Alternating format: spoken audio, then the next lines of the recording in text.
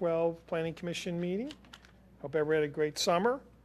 We will jump in with the agenda this evening. We start with the minutes of July 2nd, 2012, which we had tabled last month, as Sue was deciphering some of the stuff on the recorded tape. Do we have any comments or changes on the July 2 minutes? And if not, can I have a motion to approve? So moved. I have a motion. I have a second. I have a second. All in favor? Aye. Anyone opposed? Motion carries to approve. Although the agenda says the August 2nd, 2012 minutes, we did that last month, so we do not have to approve those. So we'll also, or finally, do the August 7th, 2012 minutes. Again, 7th. Yeah, we did the 2nd last month. We need to do the 7th. So August 7, 2012. Any comments, changes to those minutes?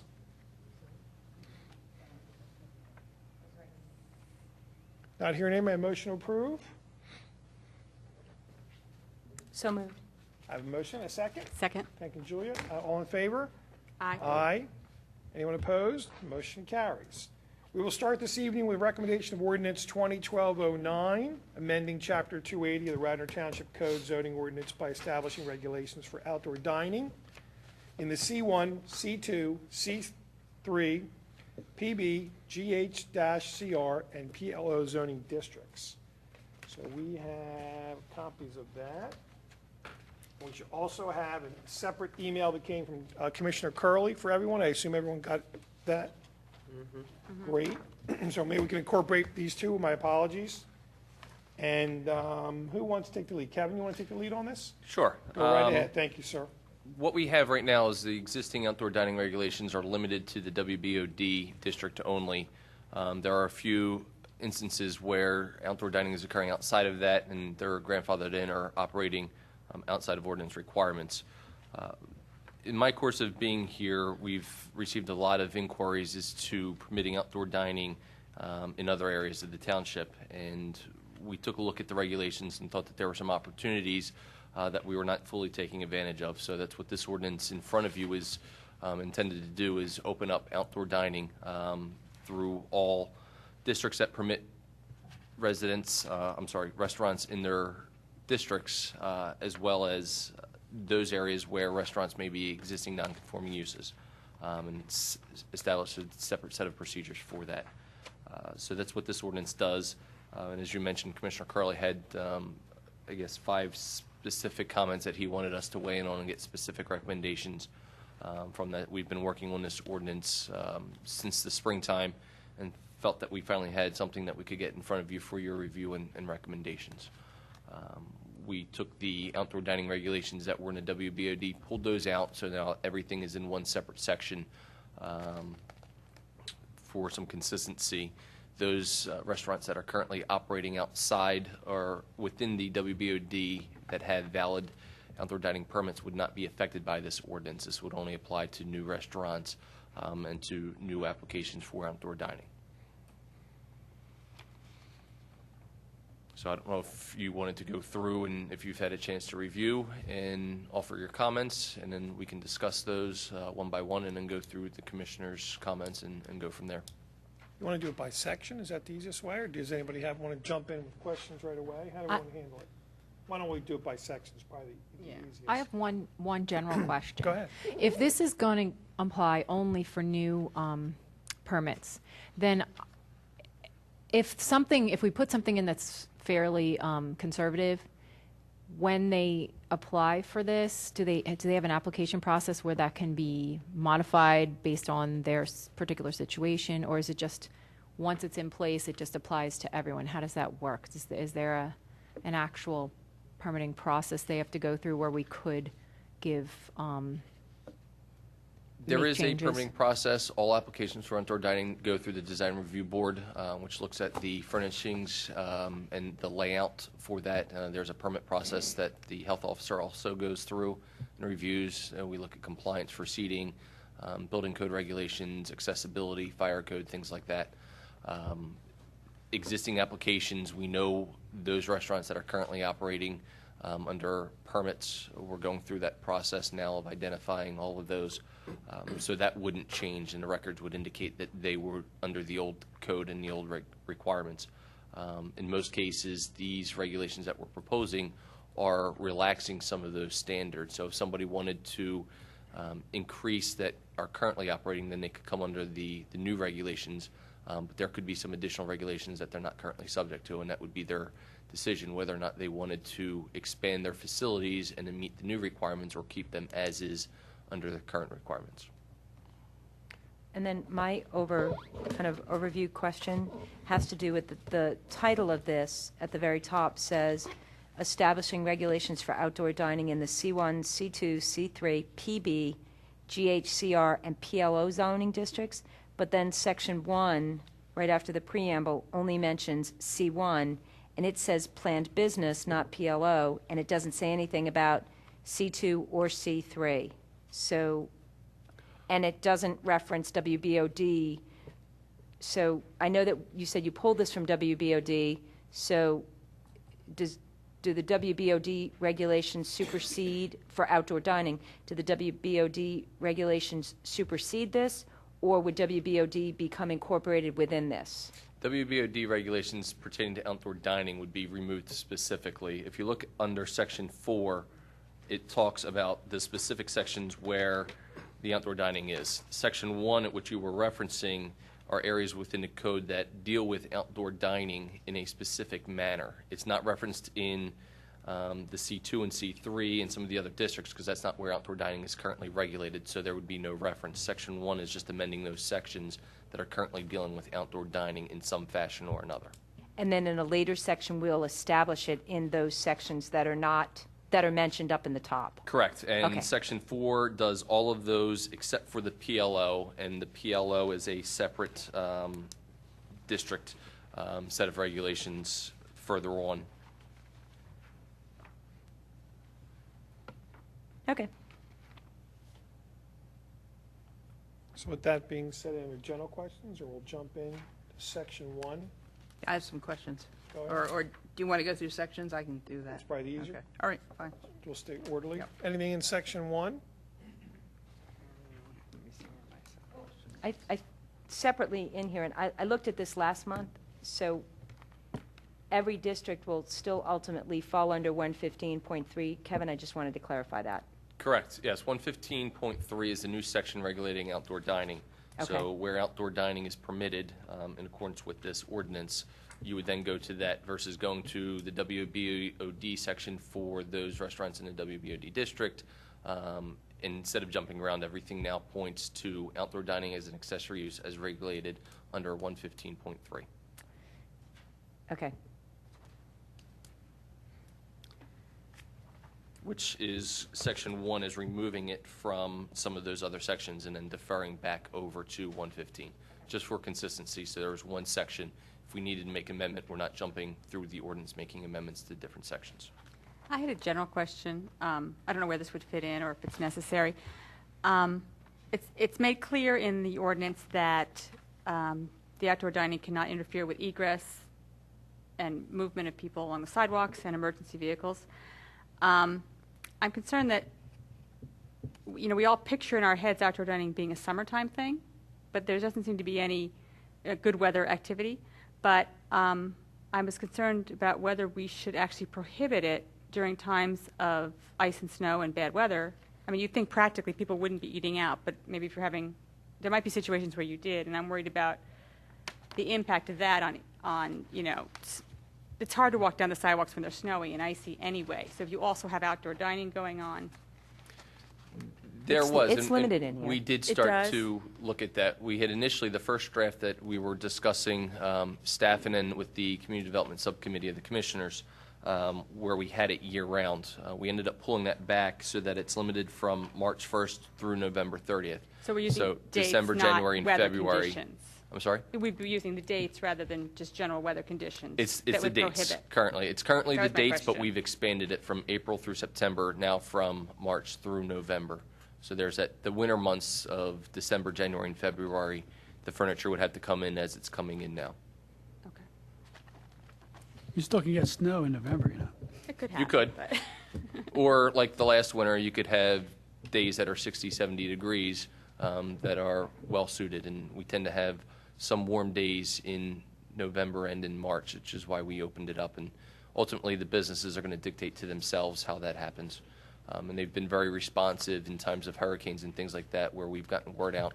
They've pulled a lot of the furniture in so that it's not creating additional issues that we need to deal with when hurricanes are coming through. So in section 2, Ed, you want us to just keep moving Yeah, down? let's go right down. All right, so in Section section 2, 2 and 3 together, what is the change that we are amending and deleting the definition for outdoor dining? I don't have my zoning book with me, so I don't know what the previous definition. Well, I don't for- believe outdoor dining was defined in section 4. It was defined in the WBOD section, which wouldn't be relevant since it's inclusive now for all zoning districts that allow restaurants. So it's taking the ordinance definition out of WBOD and putting it into the main body of the ordinance. Yeah, I have a note on my papers that says new wording from 280-53.6. So I don't, but nothing changed about the definition? I don't recall if something changed. I'd have to look at it word for word.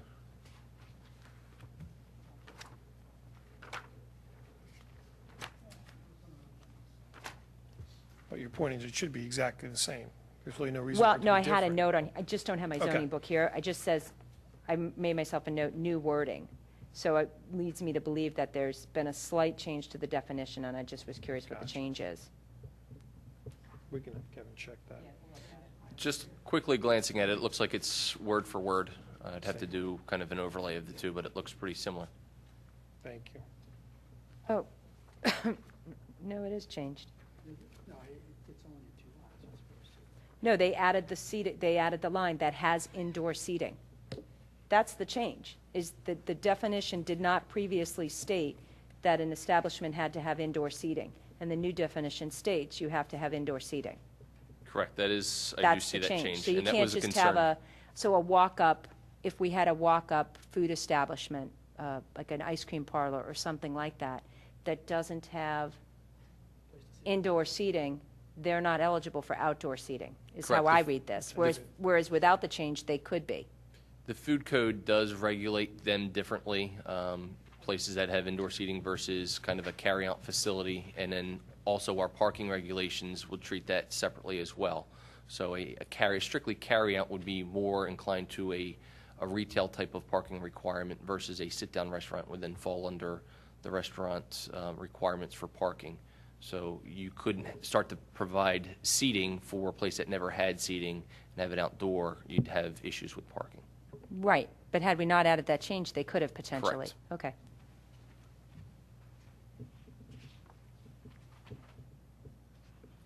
On section 4, you ready for that? Yes. Okay. My question is 3D, where pedestrian access to an outdoor dining area is not through a food establishment. The required opening should not be less than 44 inches in width. See figures so and so there, unless a greater width is required by other municipal codes.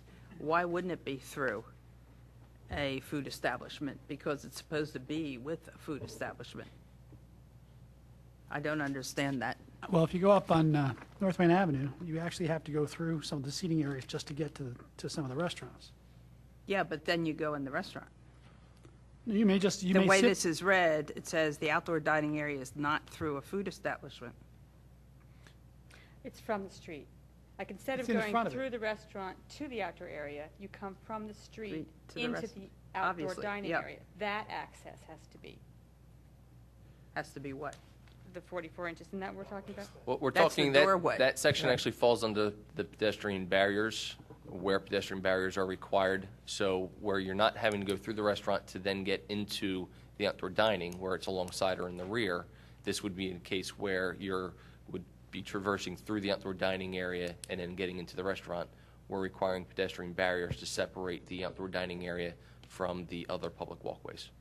That, I guess I'm reading this backwards or I'm just being blind, but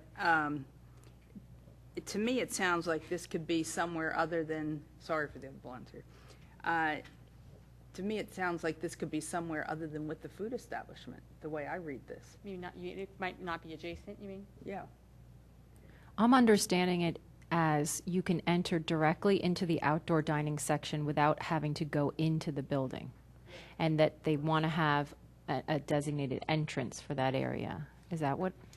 There are several restaurants where you literally, in order to get through the front door, you walk through or between the outdoor dining area, especially in downtown Wayne. I think that's the way most would be. Well, Nick, can I Not take necessarily. Could I No? take a step back, because it actually was my question on this. It was A2, where we talk about that the minimum sidewalk width needed to be 48 inches, maintained free and clear, measured from the inside of the curb to the outdoor dining barrier. And this was actually my question about 115.3 is, when and under what scenario did a barrier have to be provided? Because then, Kathy, what they're talking about is that when you have to have this barrier, if you don't have to go through the restaurant first to get to the seating that's behind the barrier, that barrier opening only has to be 44 inches wide. What I don't see is if you do have to go through the establishment to get to the outside seating where there's a barrier, how wide does that opening have to be? That it doesn't really I make was sense. reading But that- back to the beginning question, which was what would cause you to need or not need an outdoor barrier? I was reading that as a doorway into the building, 44 inches.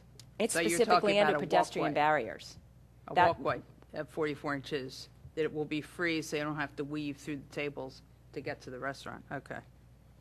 But Kevin, do you hear my question? What would cause a restaurant to need a barrier in the first place, which is A2?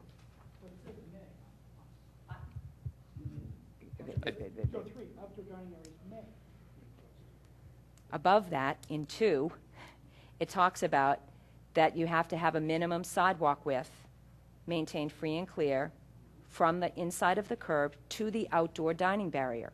Most of the places I can think of don't even have an outdoor barrier. So my question is, what's causing there to need to be an outdoor barrier or not in the first place? Well, these are two different issues. One is out on A2 is out on the sidewalk. You need to have a minimum clear width of 48 inches for the public throughway.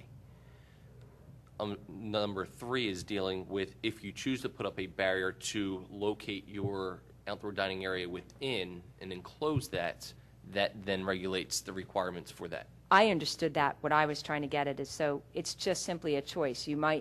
One restaurant might choose to put up a barrier for whatever reason, but they're not required. Correct. They're not required. That was the answer to my Correct. question. Thank you. I had another question on, I guess it's G3, flower pots and planters and other ornamental containers are not allowed. And I was wondering why. That gets back to the food code, and what a lot of the existing regulations did not address are some of the concerns that our health officer had from the food code. And with the types of potters and plants, they end up being areas where vermin will like to kind of hide out, and it's a quick kind of hideaway for them. So by removing that as a source of shelter, you're kind of promoting the food code and safe food practices. I wonder if there's any other way around that, because I think flower pots and planters add a certain softer feel to an otherwise macadam or cement sidewalk. We're not saying they can't be provided as part of the normal ornamental decoration. They just cannot be They part cannot of the be barrier. the barrier. Correct. Okay. And the food code is going to override a lot of this stuff anyway, in that the more restrictive of the two would apply. So if there's something that would then violate the food code with regards to this, then that would be applicable as well. I'm sorry to go back to number 2. I'm still stuck on this 48 inches because the measurement of the 48-inch walkway specifically states that it's measured from the inside of the curb to the outdoor dining barrier. If there's no barrier, what's the measurement of 48 inches going from the curb to what? And I think that should be the standard by which we measure the 48 inches of walkway or public sidewalk, and not a barrier that people aren't even required to have. Also notice that it says it shall not include fire hydrants, streetlights, parking meters, and stuff like that. So it's actually from the inside of the parking meter poles up on North Main Avenue, for example. Which, no way is that. Well, they So could do Kevin, it. in answer to my question, what would be the clearest way to state 48-inch clear walkway if no barrier is being used? I think what we want to do is clarify the language such that it does not include the area for seats or for tables, so that there's a minimum clear width of 48 inches outside of the area being used for outdoor dining, whether or not a barrier is provided. Exactly, Now, that's my point. For And- Doug's comment regarding the trees or parking meters, that is applicable in certain sections of the town and not in others. Regardless of where it is, you need to have a minimum of 48 inches. If you don't have that clear width sidewalk, then you can't have your outdoor dining. Have we, I know this is awful, low, have we thought about the possibility of going out with a really fine can of spray paint and paint a line, which is the 48 inches?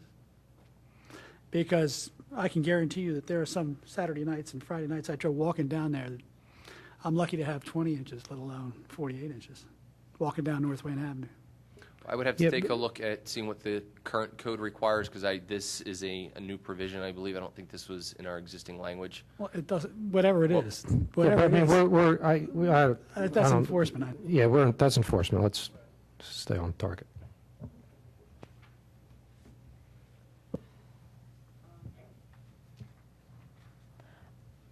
On page 4, number 8,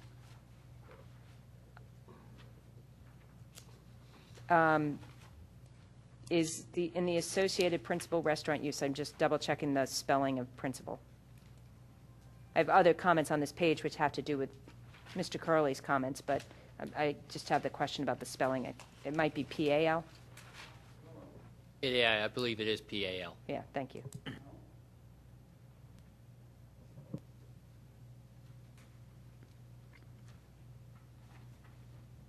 One 5C, no lighting on umbrellas shall be permitted. And I was wondering why on that. That was something that had carried forward from the existing regulations, and the general thought was to reduce the impact of the outdoor dining area, particularly where it gets close to the residential neighborhoods. And the general thought was that that was a good provision, and to keep that going forward to really reduce the impact of the outdoor dining area. I think there's a certain amount of lighting needed as a safety feature, but can you, rather than just blanketly say no lighting on umbrellas, because you can get nice little twinkle lights or little lights that attach underneath the umbrella that work on batteries. You don't even need wiring to them. Can you do something with foot candle as opposed to totally outlawing it? Or having it so that the certain amount of light does not fall beyond the area designated? It's a very difficult regulation to enforce going forward. Without having light meters, it becomes very subjective. Light meters are not that difficult to get. I'm surprised you wouldn't have one already to measure the lighting in stadiums and things like that. They aren't that expensive that the township should have one, at least. They might have one over at Public Works, but, you know, that would be the kind of place they'd have it. Are the establishments allowed to have outdoor lights?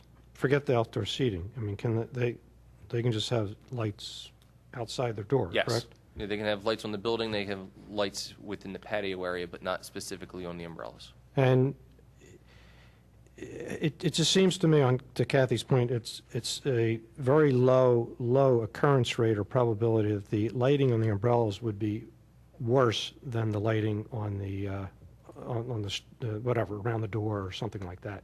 So it seems to me that would be a lower intensity lighting. I just can't imagine any place I've ever been where the light's been worse. You know, I'd be less concerned about that, I agree with Kathy, but more concerned that we don't have extension cords, you know, being snaked around to light.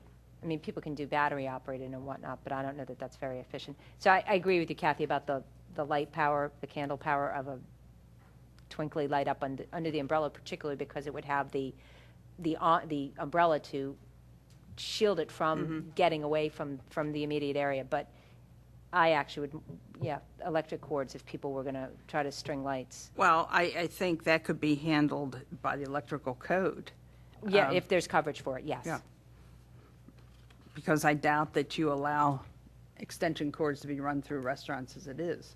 So I would think the same thing would apply here. There are definitely some safety standards with that and some safety concerns. So, I mean, if this is a provision that you think should come out, and then we come across these as we're going through this, it may be helpful to take a consensus at this point on these individual items so that we know what the recommendation is coming from you on that.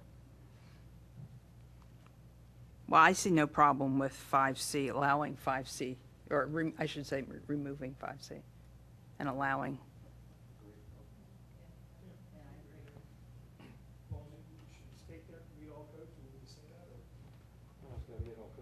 I mean, all anyway. Yeah. And if we think it's important to address the overall lighting of the outdoor areas, that would be a separate overall, you don't want these areas lit up to the extent that they cause a problem for the neighbors, but I don't think it has really anything to do with the umbrellas themselves. Does outdoor lighting go through design review? Outdoor dining goes through design review. I don't know specifically if the lighting does or not. So if it was involved in application for outdoor dining, then yes, it would be reviewed as part of the application. The other question on that is parking. I don't think there's enough parking noted here. For example, Back up 1 second. So we're Yep. we're taking unanimous vote that 5C should be deleted? Recommend that Yes. we deleting that, okay? Thank you. Just make sure Sue has that. Go right ahead.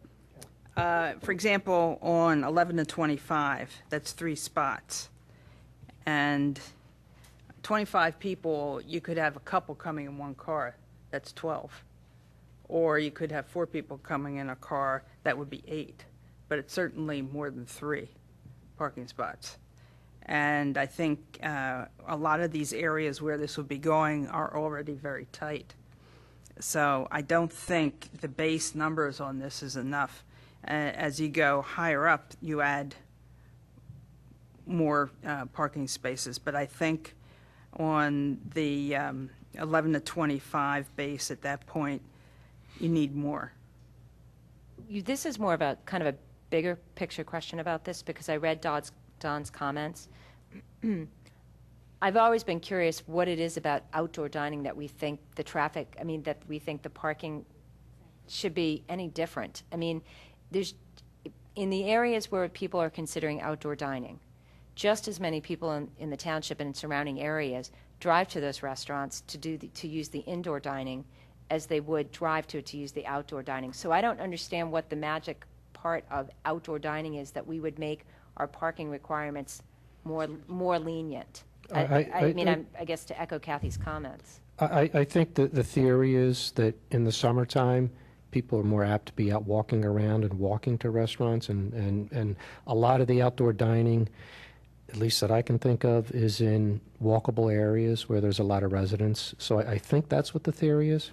How valid it is, I understand the theory, but I think in practice, what happens, particularly in Wayne, is that we don't. And then the other part about this is that in theory, people are taking their indoor seats and putting them outside because it's so much nicer.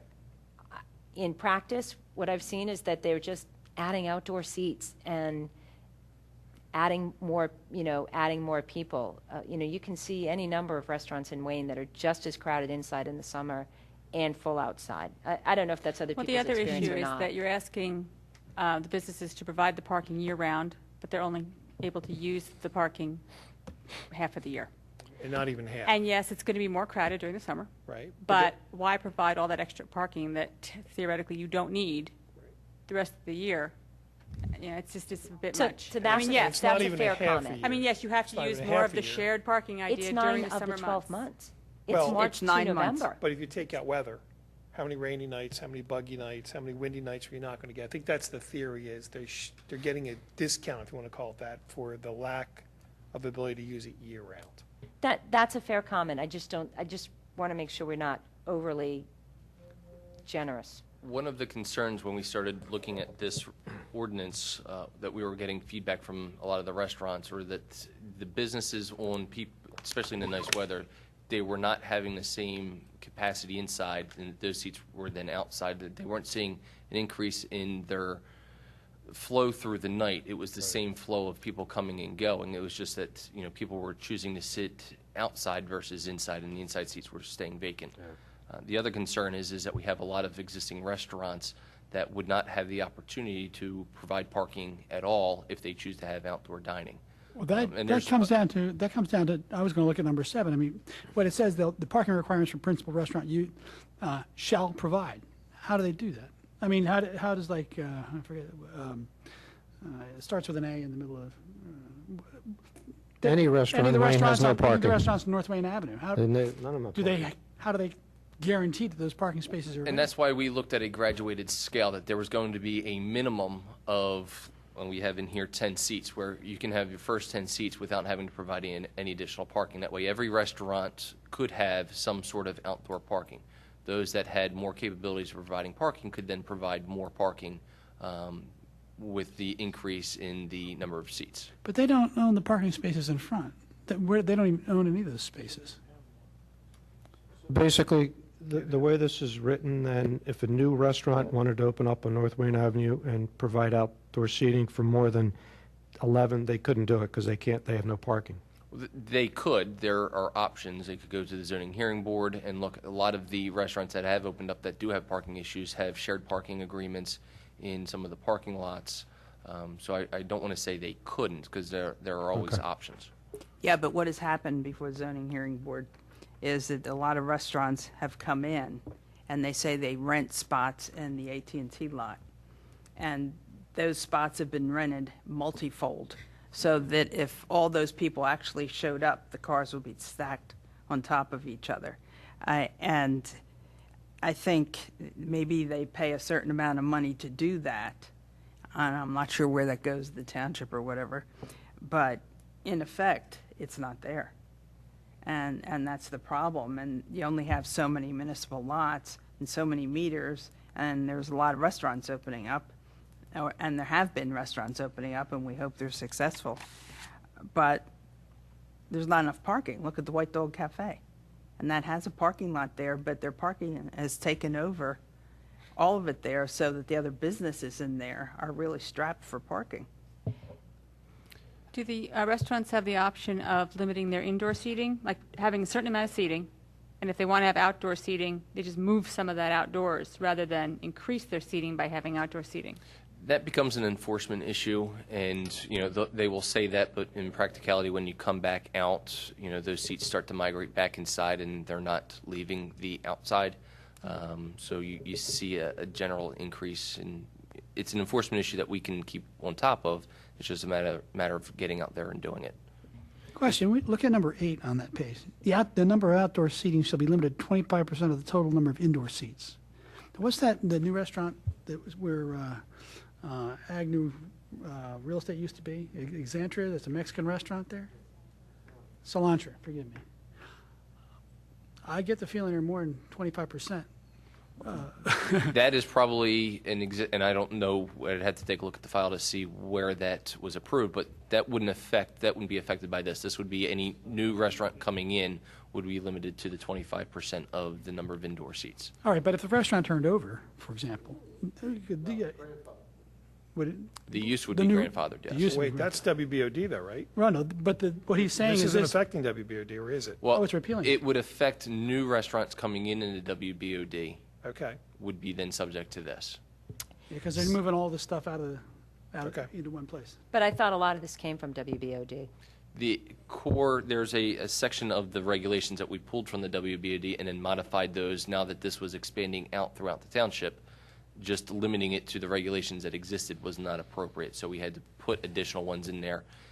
To keep it as truly an accessory use, we put in obviously the seasonal timeframes, as well as then limiting it to a 25% to really keep it in scale with an accessory use. Okay, so that's what I wanted to get to for a second here, let's keep this in terms of the scope of the situation, is that outdoor dining is already going to be limited to 25% of the total number of seats in the associated principal use. Now, that's to keep it from becoming basically an outdoor principal use. Correct.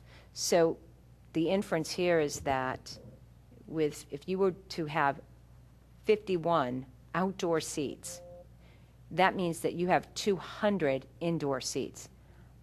I mean, I'd have to think for a few minutes of a restaurant in Radnor that has 200 indoor seats.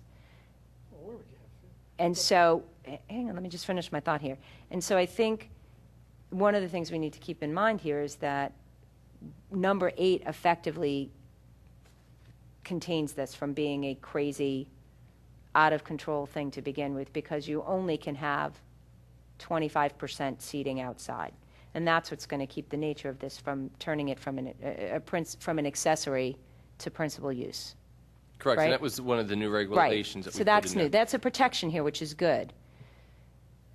So then the number of outdoor seats, I could see us tightening up maybe 11 and 25 or 26 to 50, well, maybe a little bit, maybe 1 per 4 seats for 11 through 25. But it already has some degree of restriction in it, in that, again, it could only be a 40-seat, or a 100-seat restaurant to even have as many as 24 outdoor. This may be a good point in time to look at Commissioner Curley's comment on that, and his suggestions were kind of going from the 26 plus, so eliminating one of the categories. 26 plus would be at the full seating rate, which is what 51 plus is at. So from that standpoint, since we're spending some time discussing a specific issue, is looking at comment 3 from Commissioner Curley in relationship to your discussions on this item.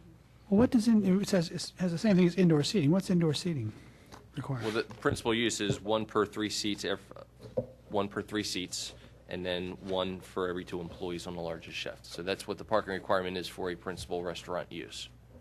For anyone, whether it's indoor or outdoor. Right now, a restaurant use is considered indoor. It's 1 per 3 seats, and then based off of the employees, 1 space for every 2 employees. Yep, personally, I'm not bothered by the ordinance the way it sits right now for the parking. I think that I just can't imagine 10 nights a year where the 25%, where the restaurant's going to be full outside and inside.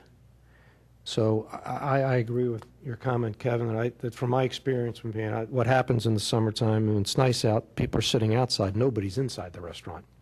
So I don't think it creates any additional burden on the parking. And it could, a few nights a week. White Dog Cafe is probably the only exception I can think of that would probably stretch its limits the whole time. But I hate to create a whole ordinance to stop the White Dog Cafe from being a nuisance. Well, that is handled under a stipulated agreement, so that is a separate issue outside of the current regulations and the proposed regulations. So that'll exist as it exists. But we do have some new restaurants planned on Radnor Chester Road, although I can't remember the zoning there. That, I believe, is the Plain Business District, and that already received approval through the zoning hearing board for the number of seats outside. So that already had come through, land development had come through you guys back in 2011 that had the outdoor dining area shown on there and had parking. I don't know the specifics, but it was specifically addressed on the land development plans for outdoor dining. I'm talking about the 200 North Radnor Chester, right? It's the place that's going to be between the bank and Yes. and the mainline health people. And then the only other really big restaurant I can think of is that one that's where the Staples is, but they've got plenty of parking. I mean, they want to whoop it up. There's nobody there. Well, we just saw 175 Stratford Avenue. That was 185 seats. That would 185. All right, so let's think that one through for a minute. It's 185 seats, so they can't have more than 45 seats be outdoor. outside, as long as but then they'd have to provide Well- more parking. And they More didn't- parking.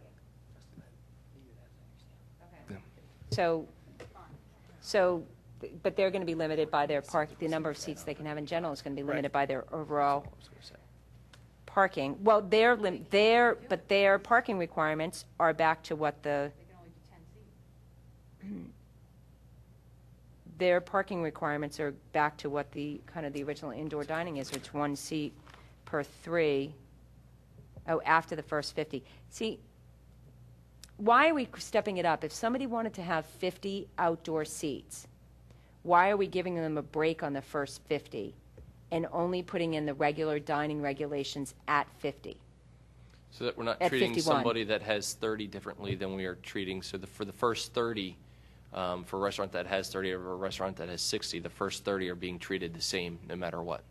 So as you increase, then based off of that incremental increase, you would then be providing additional parking. See, I would have just considered it a different way, that if you want to have 51 outdoor seats, that all 51 seats have to be at the regular rate, not that number above 50. But then you're treating somebody that's a larger restaurant different than you are treating somebody that is a smaller restaurant. And in the graduated, the first 10 outdoor, no matter what size it is the same requirement. And then 11 through 25, it's just as you get above that, then you're required to provide more parking if you choose to go above that. But recognize that in terms of the impact on a neighborhood, a 50-seat outdoor or a 51-seat outdoor dining area has the potential to be far more impactful than a 10-seat.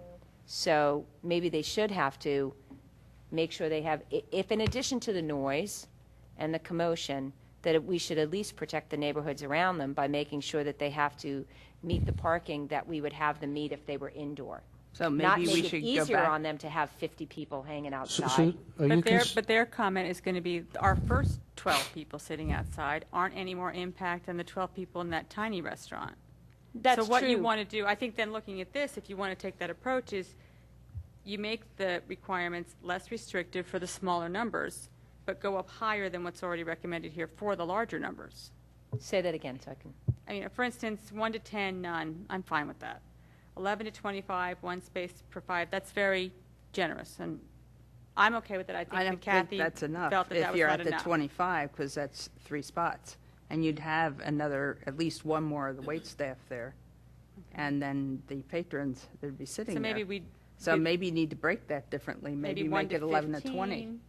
15, you know, maybe there's a different number. But then above 26, I would think anything above that number, you'd want to be closer to whatever's required for indoor seating. That's what I'm saying, because I think that there's But only for those ones above that number, Yeah, not for all well, of them. I guess what I'm saying is that, fine, the first 12 maybe feels unfair, but the amount of noise and activity of 26 or 51 people is a heck of a lot more in a neighborhood than if it's 10 or 15. And I just don't think that we should necessarily make the parking to have 51 people outside easier than 10, when 10 is far less of an impact on a neighborhood than 51.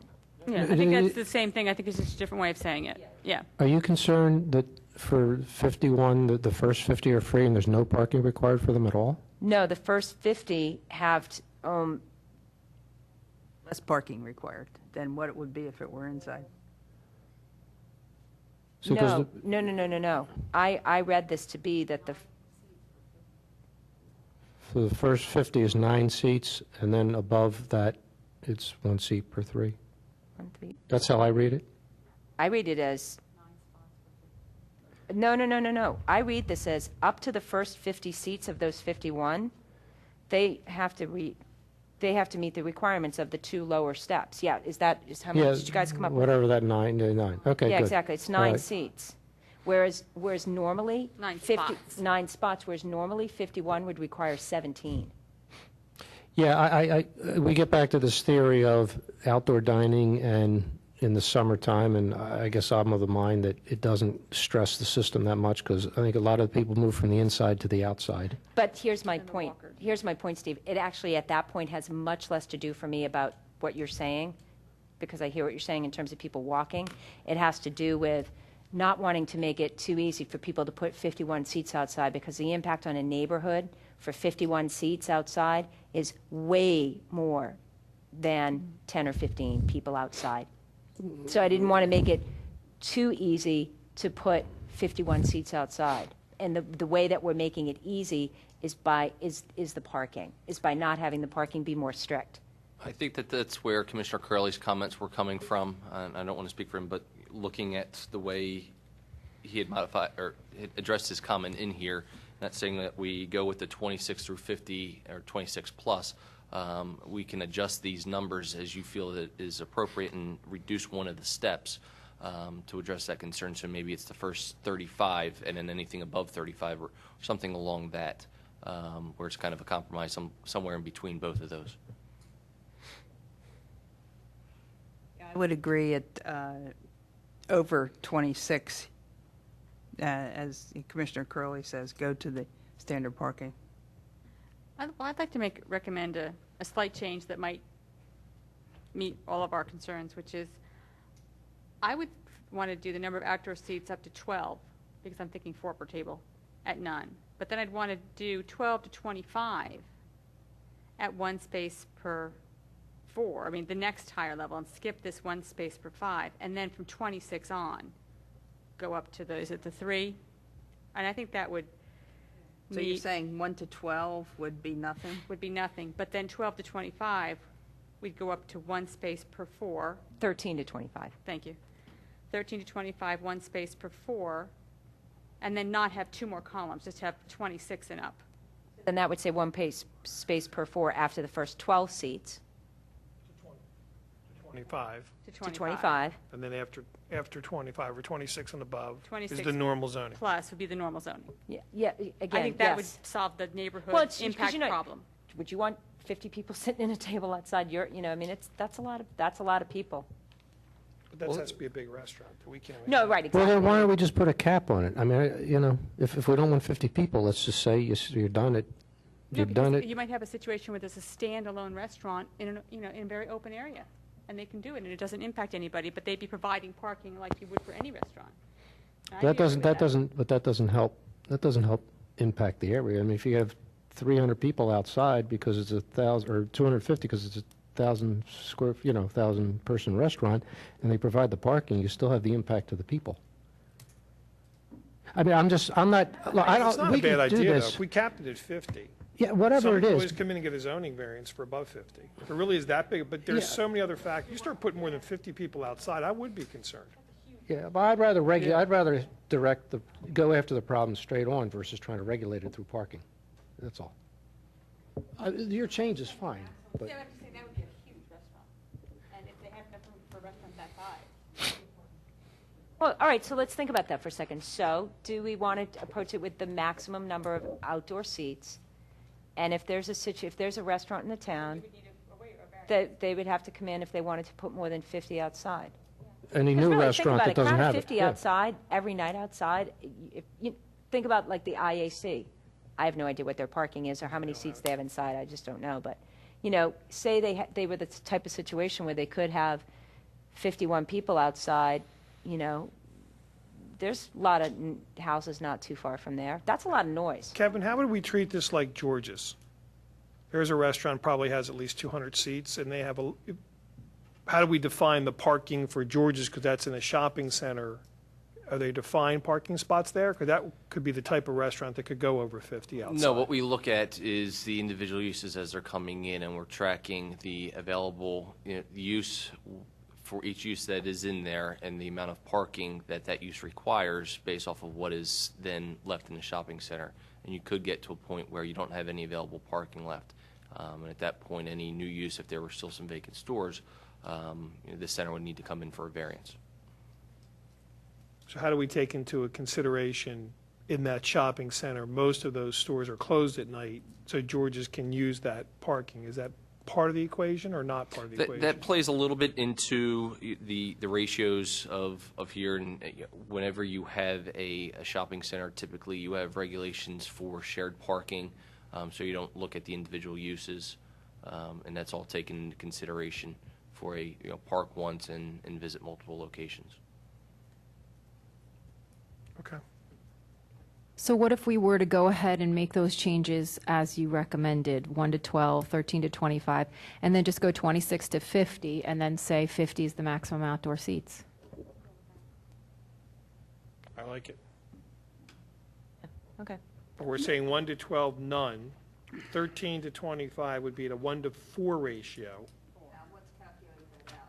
It doesn't quite come to 4, so you would round up to 4.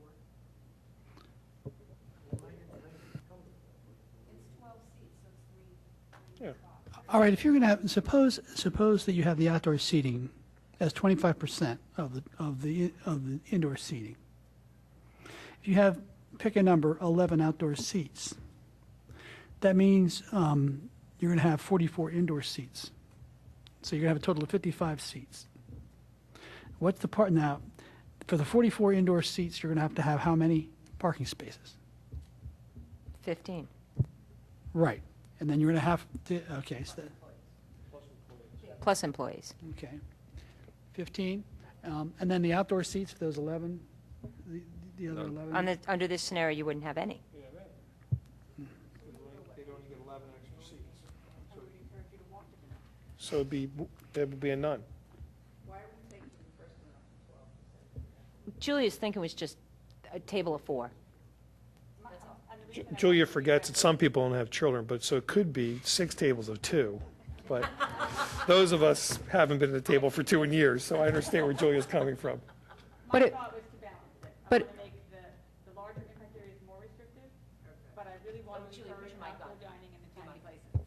You're saying such good stuff. Sorry, it's to balance it. I want to make the higher use areas more restrictive, but make it easier for smaller restaurants to have the outdoor dining. So it would make more sense, though, to say 13 to 24, because that's 12 seats. That's fine. So 1 to 12, none. 13 to 24, 1 space for 4 seats, no extra employees. And then 26 to 50. 25, I'm sorry, to 50, the normal ratio now, which is the 1 space per 3 seats plus 1 space for 2 employees on the largest shift, and capping it at 50. Well, number 8, you just changed it. The number of outdoor dining seats shall be limited to 25% of the total number of indoor seats in the associated principal restaurant use, But not or more than- but up to or no greater than 50 seats. We Not just greater add than something right in number 8. So let's start there. Are we in agreement for number 7, that we're going to change it to 1 to 12, none, 13 to 24, 1 space for 4 seats, and 26 to 50, the normal zoning? All in favor? 25. Aye. Anybody opposed? That's our recommendation. And then number 8, we want to add, but not greater than 50 total seats. All in favor? Aye. Aye. Aye. Should we add in there, they could go for a variance? That's a given. No, they can go for No, quite, now, They know. all right, now, Right. can we go back, having taken that, can we go back, okay, so say we have 14 or 15 outside seats. That means that there are what, 60 inside seats, so you got a total of 75 seats in this restaurant, and how many parking spaces are going to be required to provide?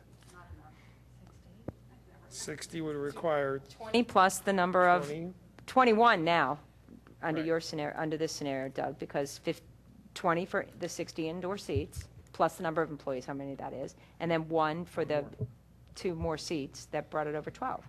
Now, realistically speaking, don't you think that if they're going to put 16 out front, they're really going to call it 12? And maybe slip an extra table out because there's 2 more people in the But that's, party? but that's right, but that's enforcement, Kathy. Of course. all their use taxes either, right? Yeah, we But, can't okay. control But I mean, you know, But how many parking spaces is that, did we say? 21. Is that going to be enough to support a That doesn't count. 60-seat restaurant? We have to look at this as what's best for our businesses and our residents, and I think this is a balance. I think it's realistic to say that on better weather days, some of your seats inside will be empty because the outside ones are full. But I think by capping it at 50, I think that's important because you don't start a new tradition in a new location where it's an outdoor experience or something, and you've got an empty inside by design, and you've got this large outside area that's like a new, you know.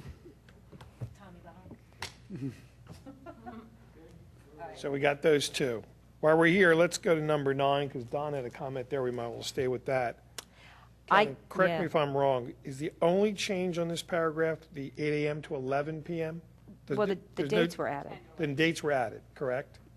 Correct. We expanded the season. I think the season was April 1 through September, and we pushed that out. And we also went from 10 to 11. Now, I was thinking that we would maybe only do the later night on Friday and Saturday, but My keep it thoughts. 10 p.m. through the week. Yep. I can't see how that wouldn't make sense. And what's Sunday? Nope, 10. It's 10. Gotta go to work the next day. What about also maybe keeping it at 10 where it abuts residential? I don't know if that's something we want to think about.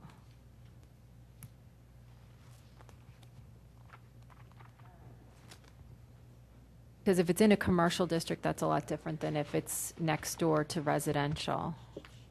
Like our new proposal What sort of near distance, though, Farm from Road, Stratford. residential?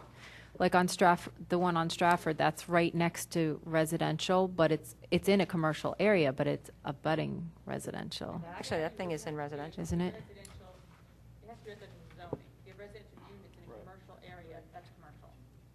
Right, but that's a residential area right next to it. And it's for a example, neighborhood. Garrett Hill, you have residences that back up or alongside of commercial property. So I mean, could we keep the 10 p.m. for those areas? I think that might be good there because of the number, the businesses, for example, that might come in might be more college trending, and that's a later night crowd on there.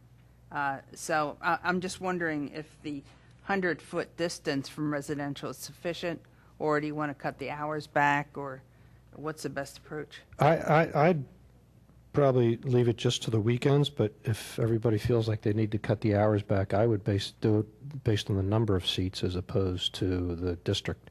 Because I think the smaller restaurants, generally with restaurants, the more people they are, they talk above each other, and it gets louder and louder and louder, and it kind of crescendos into a snowball effect. So if you have 2 or 3 tables outside, even if it's a residential district, you're probably not going to get a lot of noise. But if you've got 45 or 50 tables, you're probably going to get a lot of noise. The one problem with that is purely from an enforcement standpoint, the police department handles the enforcement of our noise regulations, and for them to be able to drive by and know how many people are sitting that's outside, fair. from that standpoint. I think Well- that the weekend idea has some merit if you wanted to have extended weekend hours on Friday Yeah, I like nights and that. Saturday nights, and then I don't know if we even need the 11 p.m. because really dinner is done by 10. I mean, for the most part. It's more just like, unless we just kept it in the Wayne Business It District. could be, dessert, coffee, something like that, or after dinner drinks, or after a show or something like that, after a movie. So I don't think 11 is out of line for, weekends on that. I'm okay No, with if there was a restaurant near my house, I wouldn't want it to be going on until 11 o'clock, even on the weekend. Well, I think, again, it depends on number of tables there. 2 or 3 probably wouldn't be There's bad. 2 different items that come up, that are going to come up together here, both serving the same purpose. One is the times, and one is the distance to the residential units, houses, zoning. Obviously, if you live in a next door to a commercial area, you're not going to have the same expectations as if you live out in the middle of R1, But that doesn't mean that there aren't plenty of residences in these neighborhoods, and people don't want to be disturbed either. I think people are more flexible about weekends. I like the idea of a different time on the weekends if it's just those 2 nights. See, to me, but everybody's different. I mean, to me, 11 o'clock isn't late to, be going out. 11 is late to me if it's near residential. I have no problem if it's not. I don't know how we can divide the two. But what do you say about residential that's WBOD, or we're talking about creating that C1A, which is going to be mixed use? But Is that's- that but that residential or is wouldn't- that business? That's business.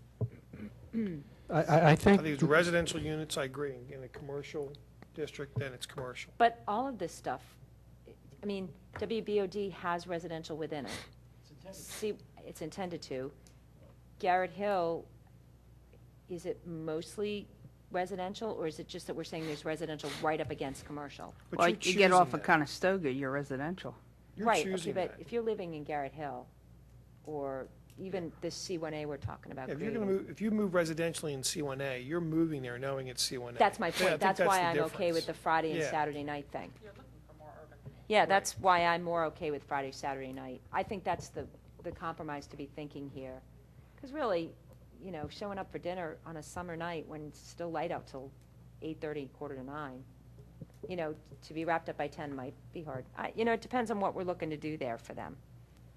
And that's the key. At the time at which the outdoor dining area needs to vacate, premises. That's an easy enforcement for police to notify us. Looking at zoning districts, they're lines on a paper. When you're out trying to do the enforcement, it becomes very difficult to manage against a residential use that may be, in the back, is not visible.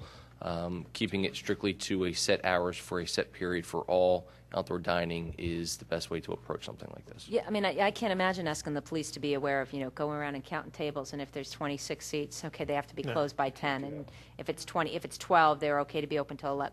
I don't want to create an enforcement nightmare here for stretch Well, the if that's true, then I staff. think it has to stay at 10. Or weekend. Yeah. I think still 11 is late on the weekends, if it's in a residential area. I say 10:30. Do I hear? I But think that I guess the only point I was going to add to that, I think that somewhat is self-policing, well, because I think in the residential area, with the exception of the Stratford restaurant that I can think of, they're all the small ones. So they're, by nature, are probably the quieter ones. This is going to apply to anything new coming in. That's why I'd rather be more restrictive, like I said earlier, and let them go for variance if it's appropriate. There you are know? two other regulations that are coming into effect here. One is the noise ordinance.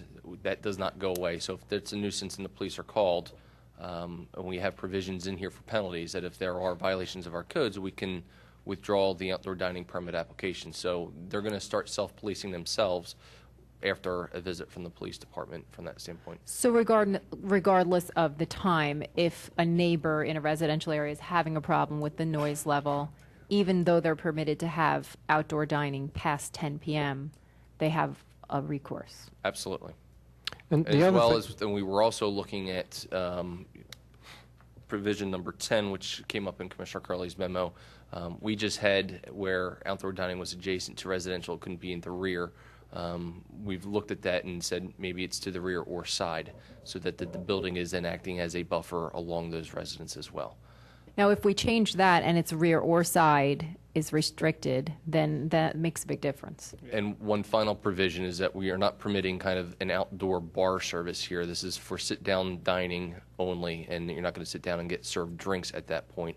It's for food service. Any alcohol beverages would be ancillary to the meal being provided.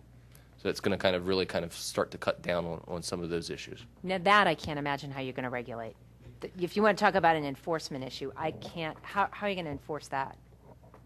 Well, you don't want to see a bar outside where people are walking up to the bar and getting drinks at a bar. Standing. No, but how are you going to, how are you I understand what he's saying, but in terms of, how are you going to seat people down and then tell them they have to order food? They can't have just drinks for the evening. I'm just talking from enforcement. From an enforcement, we address these in a variety of ways, and we make surprise inspections. And if you go out and you're seeing these things occurring, again, we can, if there's a violation of the code, we can, in accordance with the provisions we put in here, we can withdraw and pull their permit to operate the outdoor dining area. So is a restaurant going to take that chance? Some may, and some may get away with it. But there's also a pretty heavy penalty to be paid if they are caught violating that provision. I think there's also a difference between a eating establishment where people go late and get some drinks and an establishment that becomes primarily a drinking establishment. So I agree it's probably would be a nightmare to enforce that, but I think by putting these regulations in place, you create a culture where it needs to be looked at as primary eating and not drinking. That's the type of establishments that come in. So every once in a while, if you have someone who comes in after a movie, has a couple of drinks and leaves, so be it, it's not a problem. But if you have someone on a area on a daily basis where the customers predominantly are drinking, then that's obviously an issue, and that's something that we need to crack down on. All right, so let's go backwards here. Kevin, where is the side and rear? I can't find the paragraph. 10?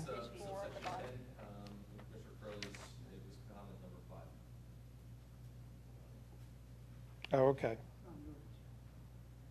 They also wanted to change it to 125 feet. So you want to change this to shall not be permitted at the rear or side of a principal restaurant building. Correct. Yeah, I think that's good. Also, Commissioner Curley asked us to consider increasing that to 125 feet. Yeah, so I'm trying to get.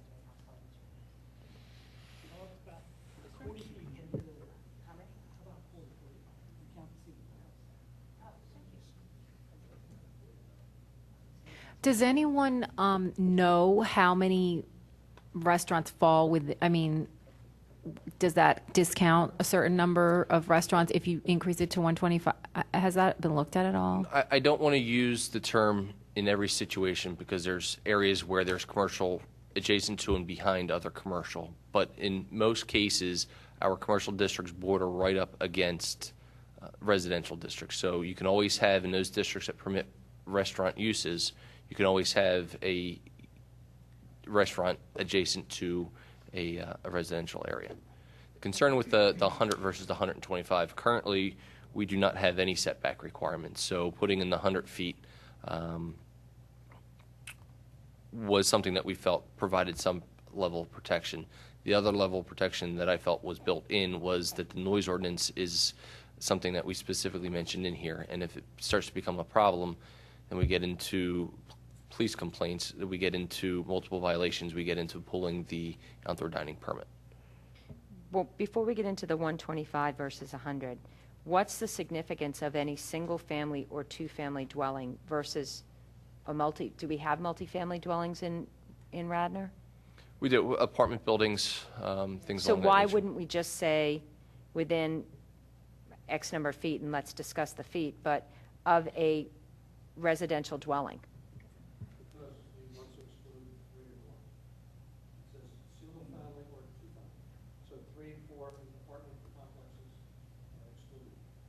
Okay, but an apartment complex for me is different than I don't know if we have three-family houses in the township. Susan, one of the concerns is, I believe, is in the WBOD, there are, and it's something they're looking for, residences on top of commercial units. So if you made that any residential dwelling unit, it would effectively, prevent a lot of restaurants from having outdoor dining within the WBOD. Okay, but what about a single-family, two-family, or multi-family dwelling excluding apartments? I mean, I can't think of, I just don't know all the different I neighborhoods really to know. don't. Does Garrett Hill have three-deckers? And should they be really be at a disadvantage from a two-family? I don't know. Maybe we don't have them. Maybe we really only have singles. And I hear what you're saying about WBOD. That makes sense. But I'm just trying to think, do we have single, two-family, and then three flats? I don't know.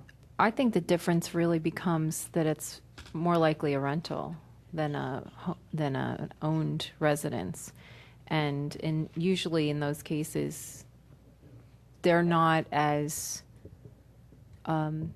opposed to having that type. You're kind of looking for that kind of. I mean, if I'm renting, usually if you're a renter, you're looking to be a lot of times more conveniently located and wanting to be.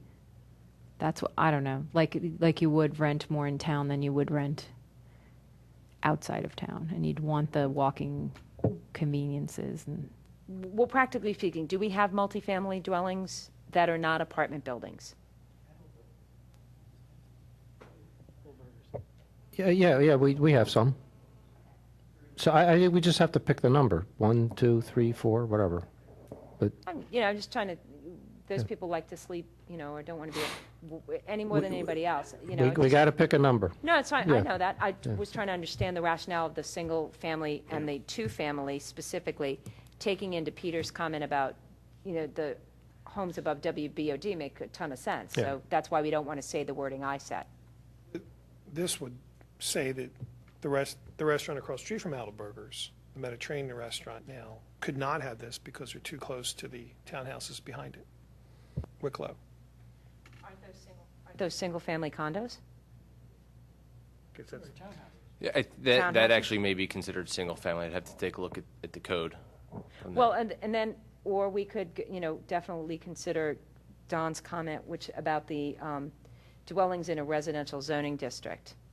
Because by nature of living in commercial, whether you have an apartment or a house or what have you in one of the commercial districts or in the WBOD, you're not entitled to the same kind of quiet that you would in a residential district. I mean, people who choose to live in WBOD know that they're going to have some noise. They've got Lancaster Avenue. Yeah, but for the example he picked up on Wicklow is a perfect example. Yeah, But I think those are single-family. they are. So you couldn't have it there, is my point. It says right there, So you couldn't, so that restaurant could not have outdoor dining. the one that used to be Wayne Beef and Ale. I don't know if I don't know what the zoning is for Wicklow. Let's assume it is. It's residential. Okay, well, but I'm not changing that by saying what I'm saying. I'm just saying that this is established now. We don't have it now, correct, Kevin? We don't have any distance today. Correct, we do not have any. This is distance. putting a distances. I'm just making sure we understand what we're saying, that this 100 feet is restricting it to some point, whether it's 100, 125 is what Don's recommending, and I don't know the difference between 125, just making it more restrictive, which is fine.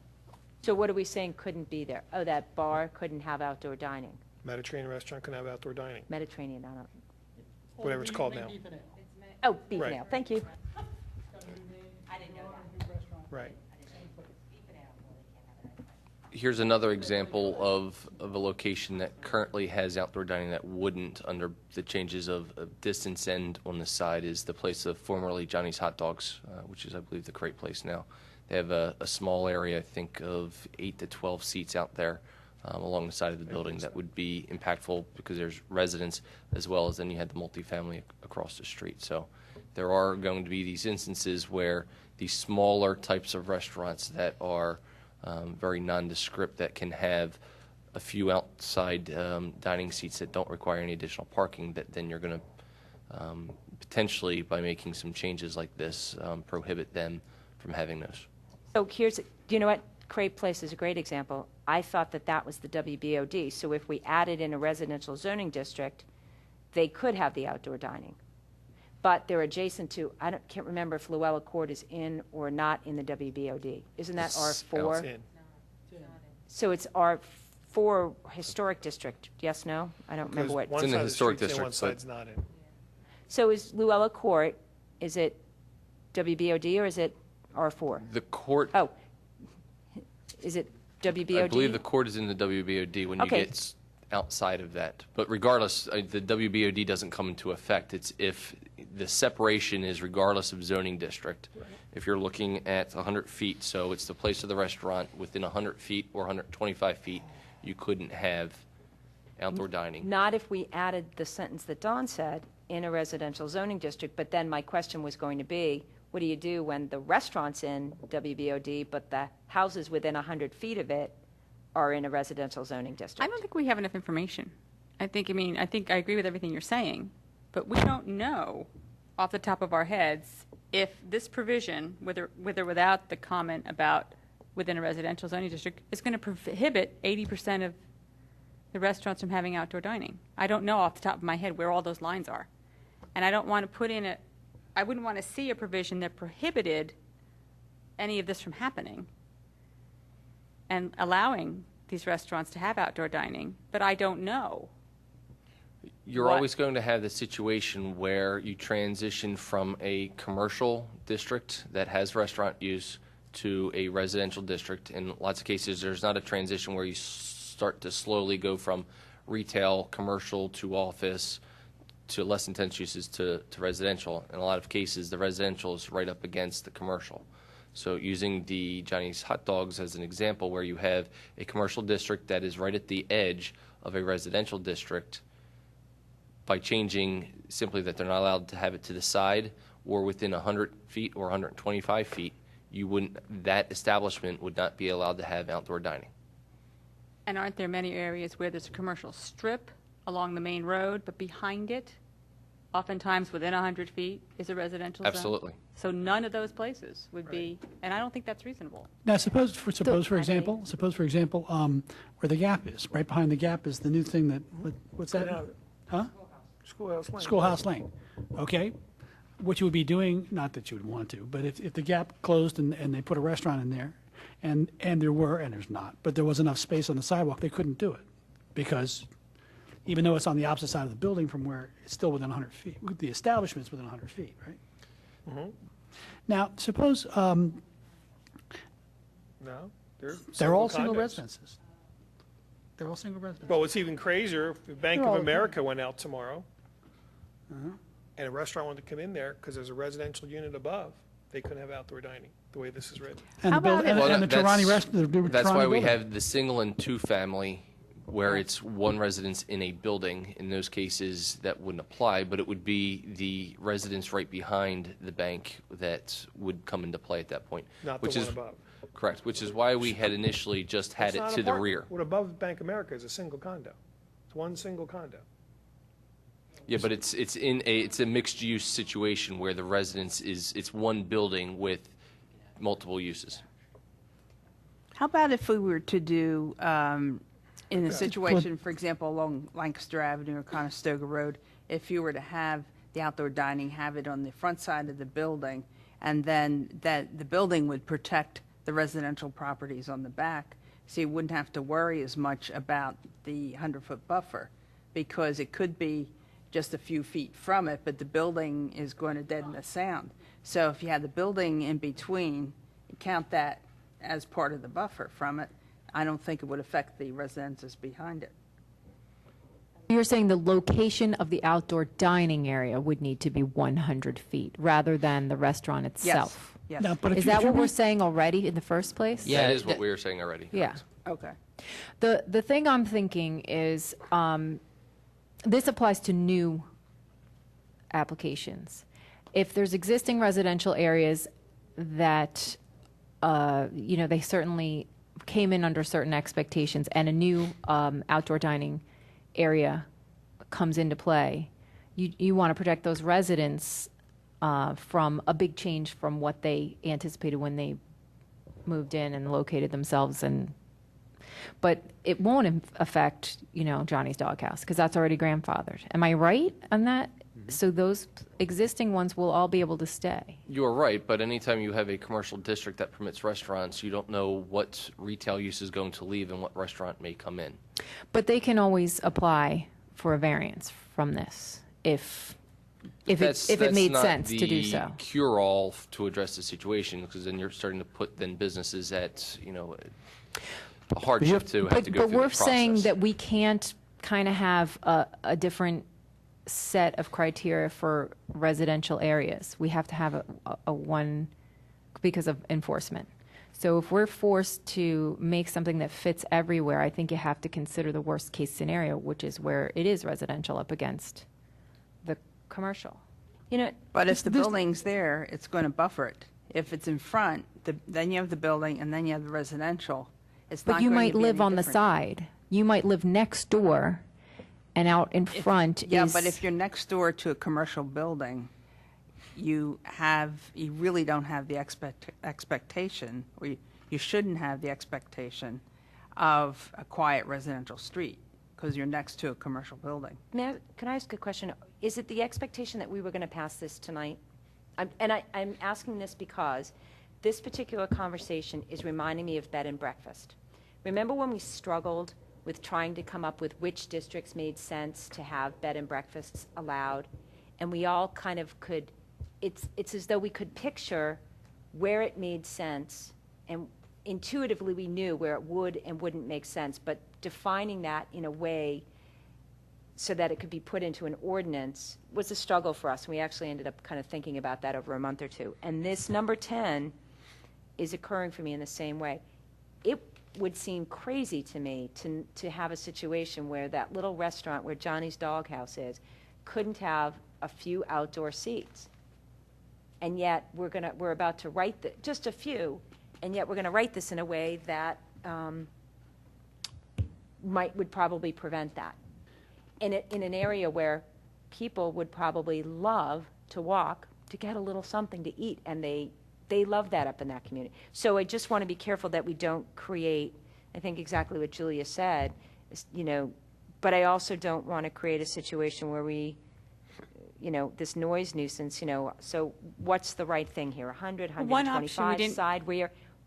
One option we didn't consider yet is we're talking about these little places. We want to protect their ability to do this. You could do it again by the seat number. You could say any outdoor seating area above a given number can't be within 100 feet of a residential zoning district. I like that better. I mean, maybe that's what we have to approach, is that an outdoor seating area with, 2 tables. Because if you're worried about the 12 seats, you're really not. You're worried about the 42 seats. Right. Up to a certain number, I just can't see how 4 seats in front of a little shop. And then for the larger number, again, I think you should be more restrictive. Use the 125 feet, use the resident, That's what I'm wondering. If there's a push for this to do this tonight, we need to kind of forge ahead and think about that. If there's not a push for tonight, maybe we should all kind of think that piece over. And that's all. That's why I was asking if we had to pass this I don't tonight. believe, Kevin, we're trying to get as much of this. I as we wanted this can. in front of you in April, Yeah. and here we are in September. So realistically, if you were okay with this is going through November, it's not going to, by the time you go through, make your recommendations, the commissioners look at it, then they authorize it to go back to you for a formal recommendation, go to the county. We're already at the end of the new proposed outdoor dining season. So realistically, we're looking at March for this really to be implemented for the first time. So I do think we do have some time. I don't want to, be at the same point this time next year and still be discussing this. And I think we can look at the way we did the parking structure with the number of seats is expanding that chart to include or something similar to setback requirements based off of the number of seats and where they can and cannot be located. So maybe that's a good idea. We'll push through as much as we can get done tonight. And if something like this, maybe we can see a map next month just showing us the affected areas and get an idea. Why don't we go And on to the consider- other parts of it then? Yeah, Get number the- 10. I just have a quick question. Kevin, just could you, if we make something restrictive, somebody can always go in and ask for a variance, but with zoning, they have to prove a hardship, right? Correct. So, and a hardship's pretty hard to prove, correct? Yes. Okay, Yeah, so we it's- can't make this stuff so restrictive and say, well, we'll just get a second look at it later on, because nine times out of 10, they're going to be declined. So we really need to bite the bullet now and make the hard decision Correct, and now. a hardship can't be based off of an economic situation. So, Right. in most cases, that's what somebody would try to use and say, well, you're putting me at an economic disadvantage because Right. my neighbor next to me, who just happens to be a restaurant and doesn't have the same common property line that I share with my neighbor who happens to be residential. Right, okay. So what about if for number 10, we said outdoor seating above, 4 seats, 6 seats, 8 seats, let's pick the number, 12. shall be established, Yep. something like that, and try to strike that balance of. And then go to the 125 and the zero. I'd leave it at 100. Or, You like 100? yeah, I do. Okay. I mean, 100's pretty big distance. It's twice the size of this room. Most likely, there's going to be another structure or two in I'm between. okay with the 100 if we would take out the side and the back.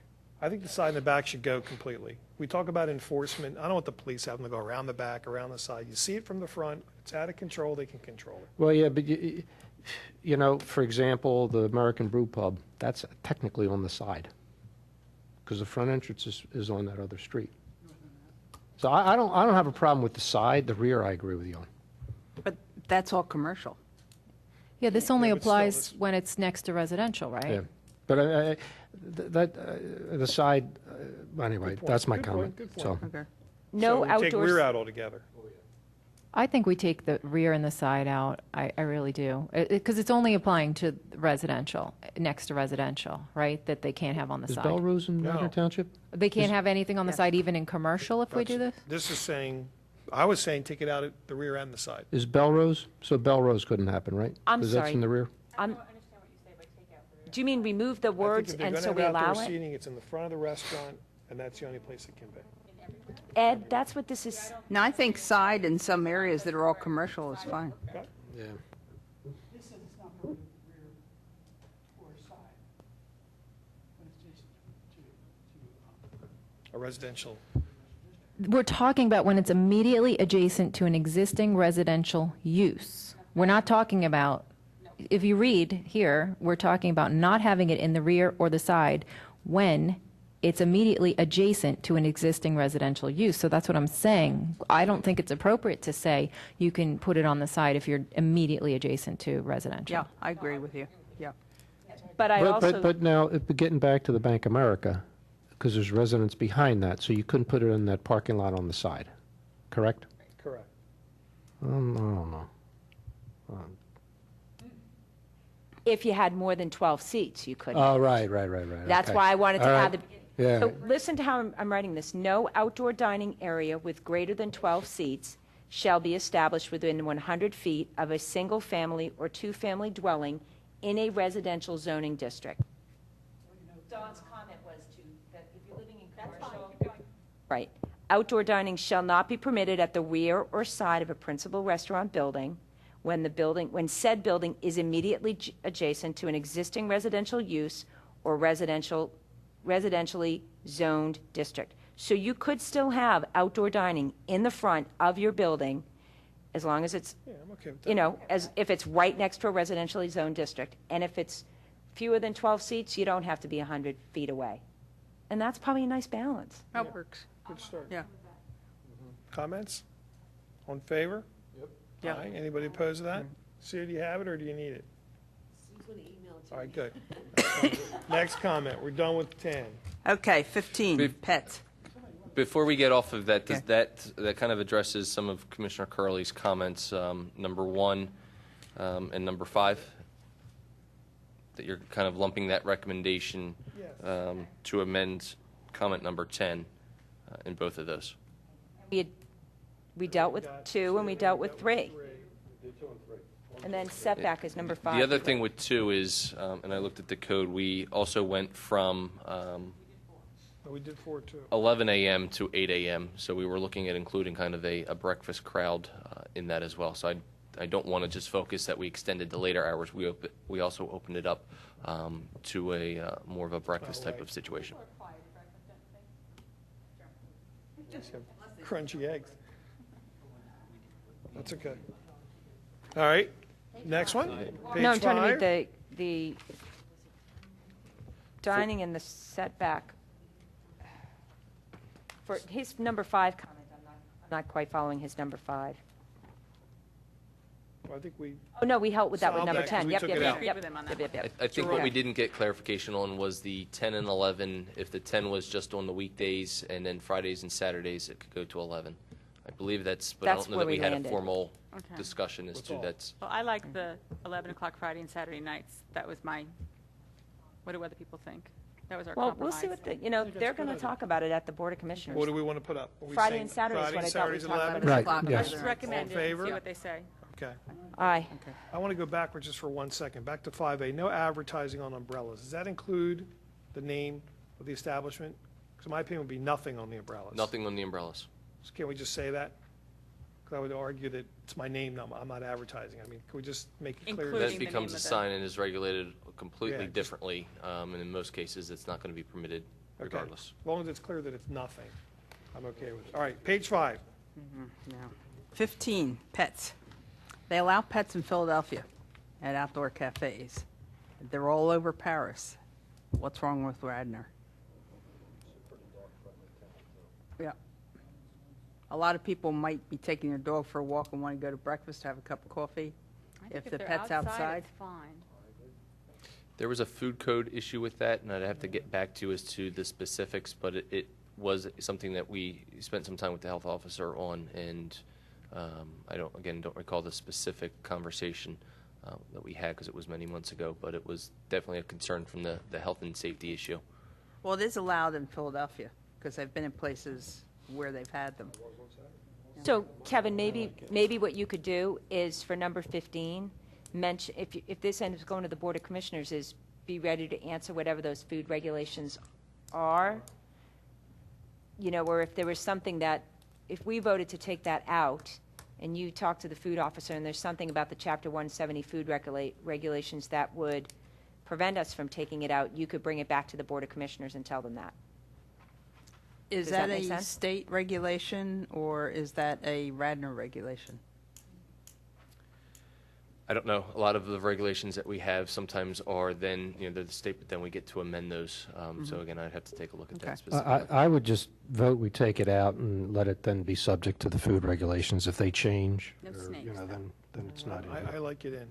I don't want to sit next to a table with a dog. And I have 2 dogs. Well, so, sit inside then. Yeah, Yeah, right, there you go. but we'll take it. Never How mind. many want it out? 3 out? In? 4 in, so it stays in for well. now. Next one. All right. I don't, You got a minor typo on number D at the conclusion on, as opposed to conclusion of. Any outdoor dining season? Got it? What's that? all right, I have a question on section 6, which is on page 6. And I think it also, pardon me? Chew quietly. No, 6, I think 6, 8, and, no, 6, 7, 8, and 9, I think kind of end up all being the same question for me. First of all, why are these all in here? On page 6. She's on page 6, number 6. But I'm, well, section 6, section 7, section 8, and section 9. Yes, yes, yes, yes. They're all, I'm not exactly sure why these 4 are in here, but they also would suggest to me that sidewalk sales aren't allowed, which doesn't even make sense to me. There are certain districts where sidewalk sales are not allowed. That is correct. So are any of these 6, 7, 8, or 9 the WBOD? I can look and let you know. I don't have my book. So why are we what is the revision here? Because it appears that they're all being revised. Section 49 is our C1 district, and our C1 district, let me just confer what's.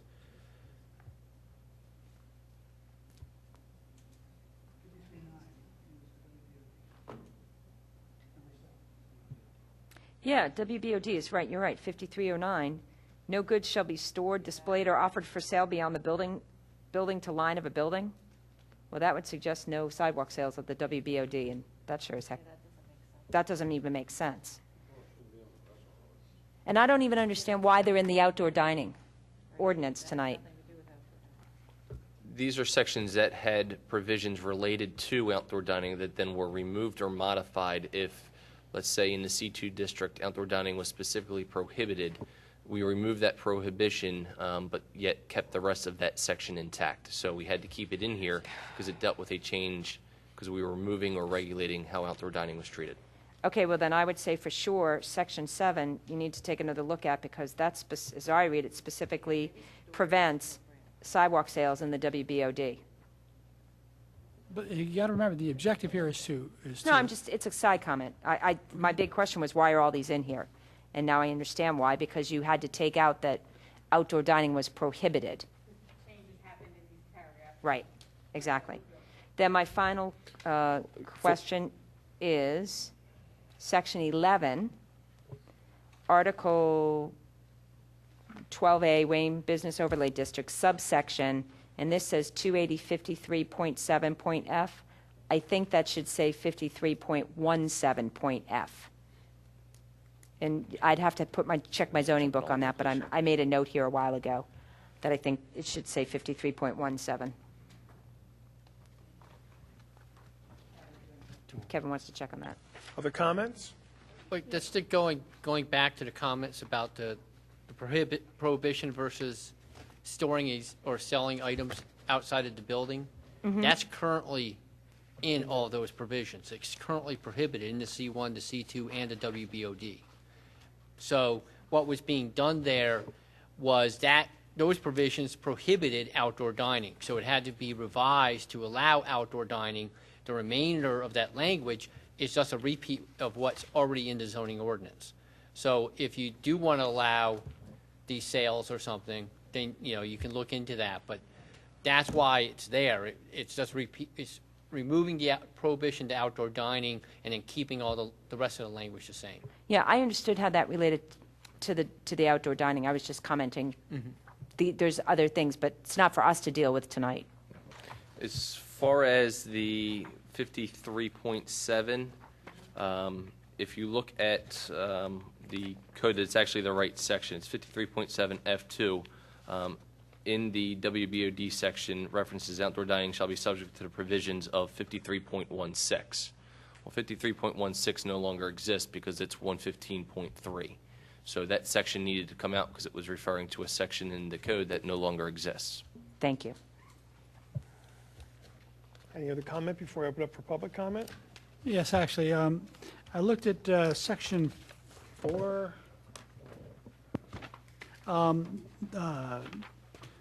number, whatever, 5 at the top of page 6, it's 2 above section 5. It says, all locations shall be subject to periodic inspections for compliance with the standards of this ordinance. 2 or more violations may result in a minimum 7-day suspension or revocation, or building permits to all applicants. Is this about all dining or just outdoor dining? That was actually something that we discussed last week in our SEC review committee, and we ended up changing the last 2 from to the use to outdoor dining. So it's specifically related to the permit for outdoor dining, not for the principal use.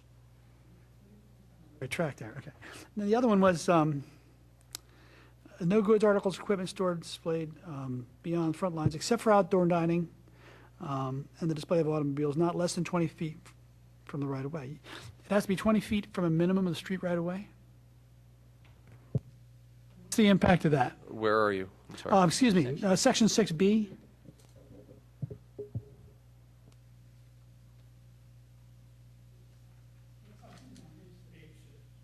Page 6, section 6. I believe, once again, that's a carryover from the existing language in the ordinance. All right, but where's the right-of-way? I mean, 20 feet, is it possible that, I mean, The right-of-way depends on the classification of the street. Every street has a certain classification. The classification will then dictate the right-of-way, and it's based off of the center line of the road.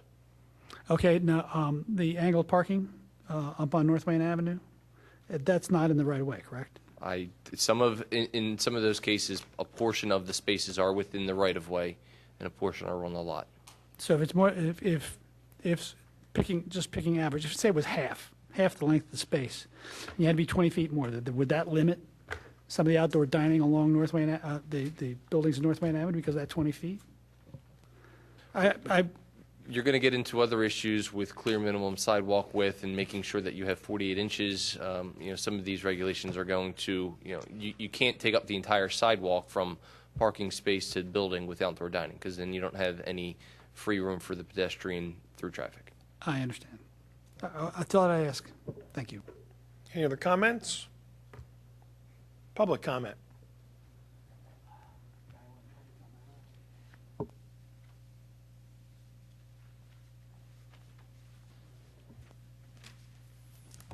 Hi, Baron Gemmer, South Wayne Avenue. A couple of comments just to start. There was a couple other folks here that were wanting to speak on this and had to leave, and actually one of their comments were if we do this again in the future, if we could actually allow public comment on a more periodic basis as opposed to all at the end when you've kind of gone over things and decided things without input, that would be useful.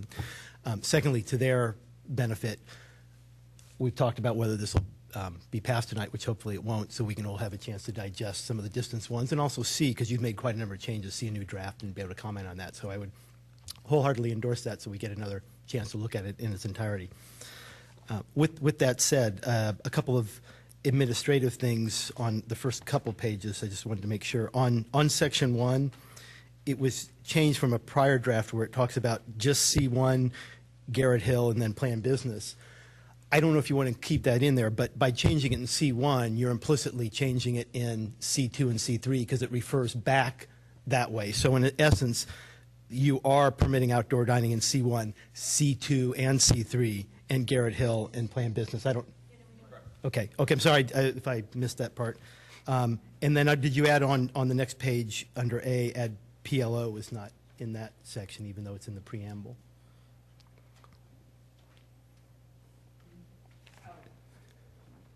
The first line of section 4, Yeah. number A. A, exactly. Within Yep. C1, C2, C3, WBOD, Garrett Hill, PB, there's no mention of P of. That's because PLO is addressed under subsection B Oh, okay. Thank you. Let me on check page 5, because it's a different type of situation that we're dealing in the PLO. You're dealing with a cafeteria type of setting for the office complexes. So we didn't think it was fair to allow outdoor dining elsewhere, not within an office complex setting. Okay, so that's under the B under. Is that So- when I'm under on page 5? Correct. Okay. Wasn't all right. I thought actually A was trying to be a more generic one, but I understand. Okay. Back to the more substantive items.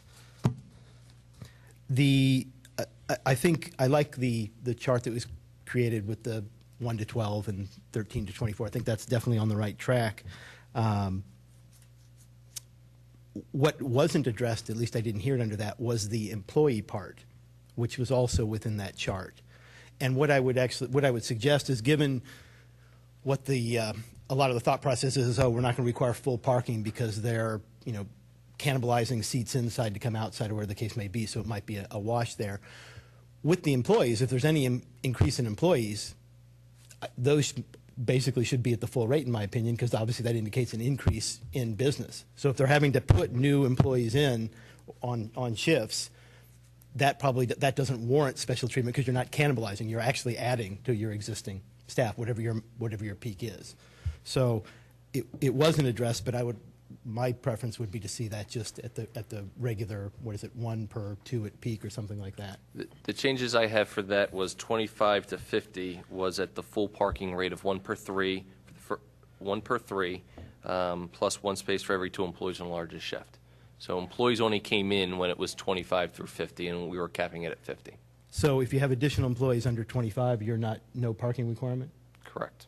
Yes, and to me, that doesn't make sense, because you're adding, you're not just shifting seats, you're actually adding bodies that are coming in there during that flow. But that's, yeah, although again, it is 9 months, and even if you're talking about weather, even if it's only 6 months net out of the year, that's still half the time that, that's still a significant amount. I still think at least I'm of the mind that you're doing a lot of shifting of people from inside to outside. But that wouldn't apply for the employees if you have larger number. Actually, it No, would. it would. I mean, Yeah. if you have, Because if of- you only have, in other words, if you got 50 seats inside and 10 outs, or 12 outside, and if you go, in other words, the people that were going to sit inside in the 50 seats, they're sitting outside, but no understand. more people come to the restaurant, so the employee shift is the same. And that's fine. If the employee shift is the same, you're not required. This doesn't say employees for the outside. This says total number of, to me, this is total number of employees still. If that goes up because of during the summer. Well, we presume it probably will go up.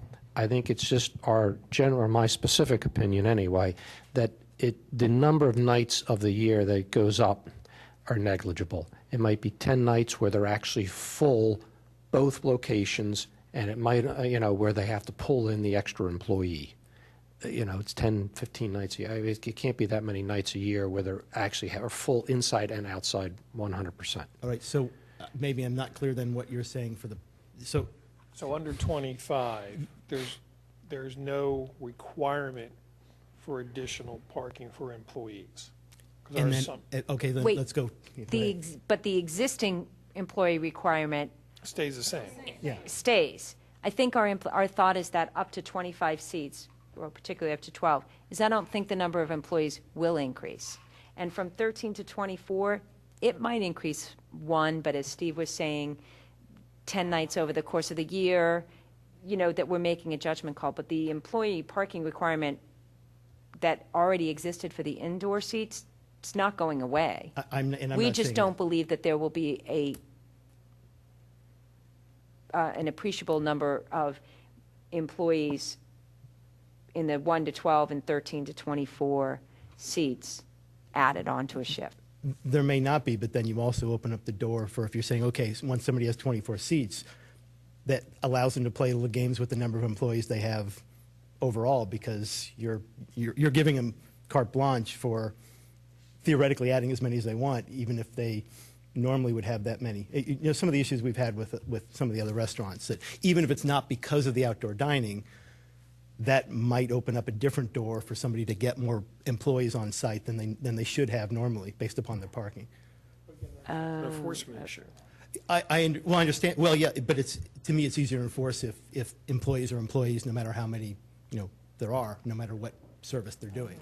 I think your concern is that people are going to use their indoor employees and call them outdoor employees that don't need parking? No, the way you're writing it, I don't see any difference between the employees. Basically, as long as they comply with whatever the zoning was when they got their original use, once they put the outdoor dining, yes, they could just say we're technically allowed to have more to service this because we don't have a requirement for employees, even if we have 24 seats or whatever it is. I don't think we're saying that.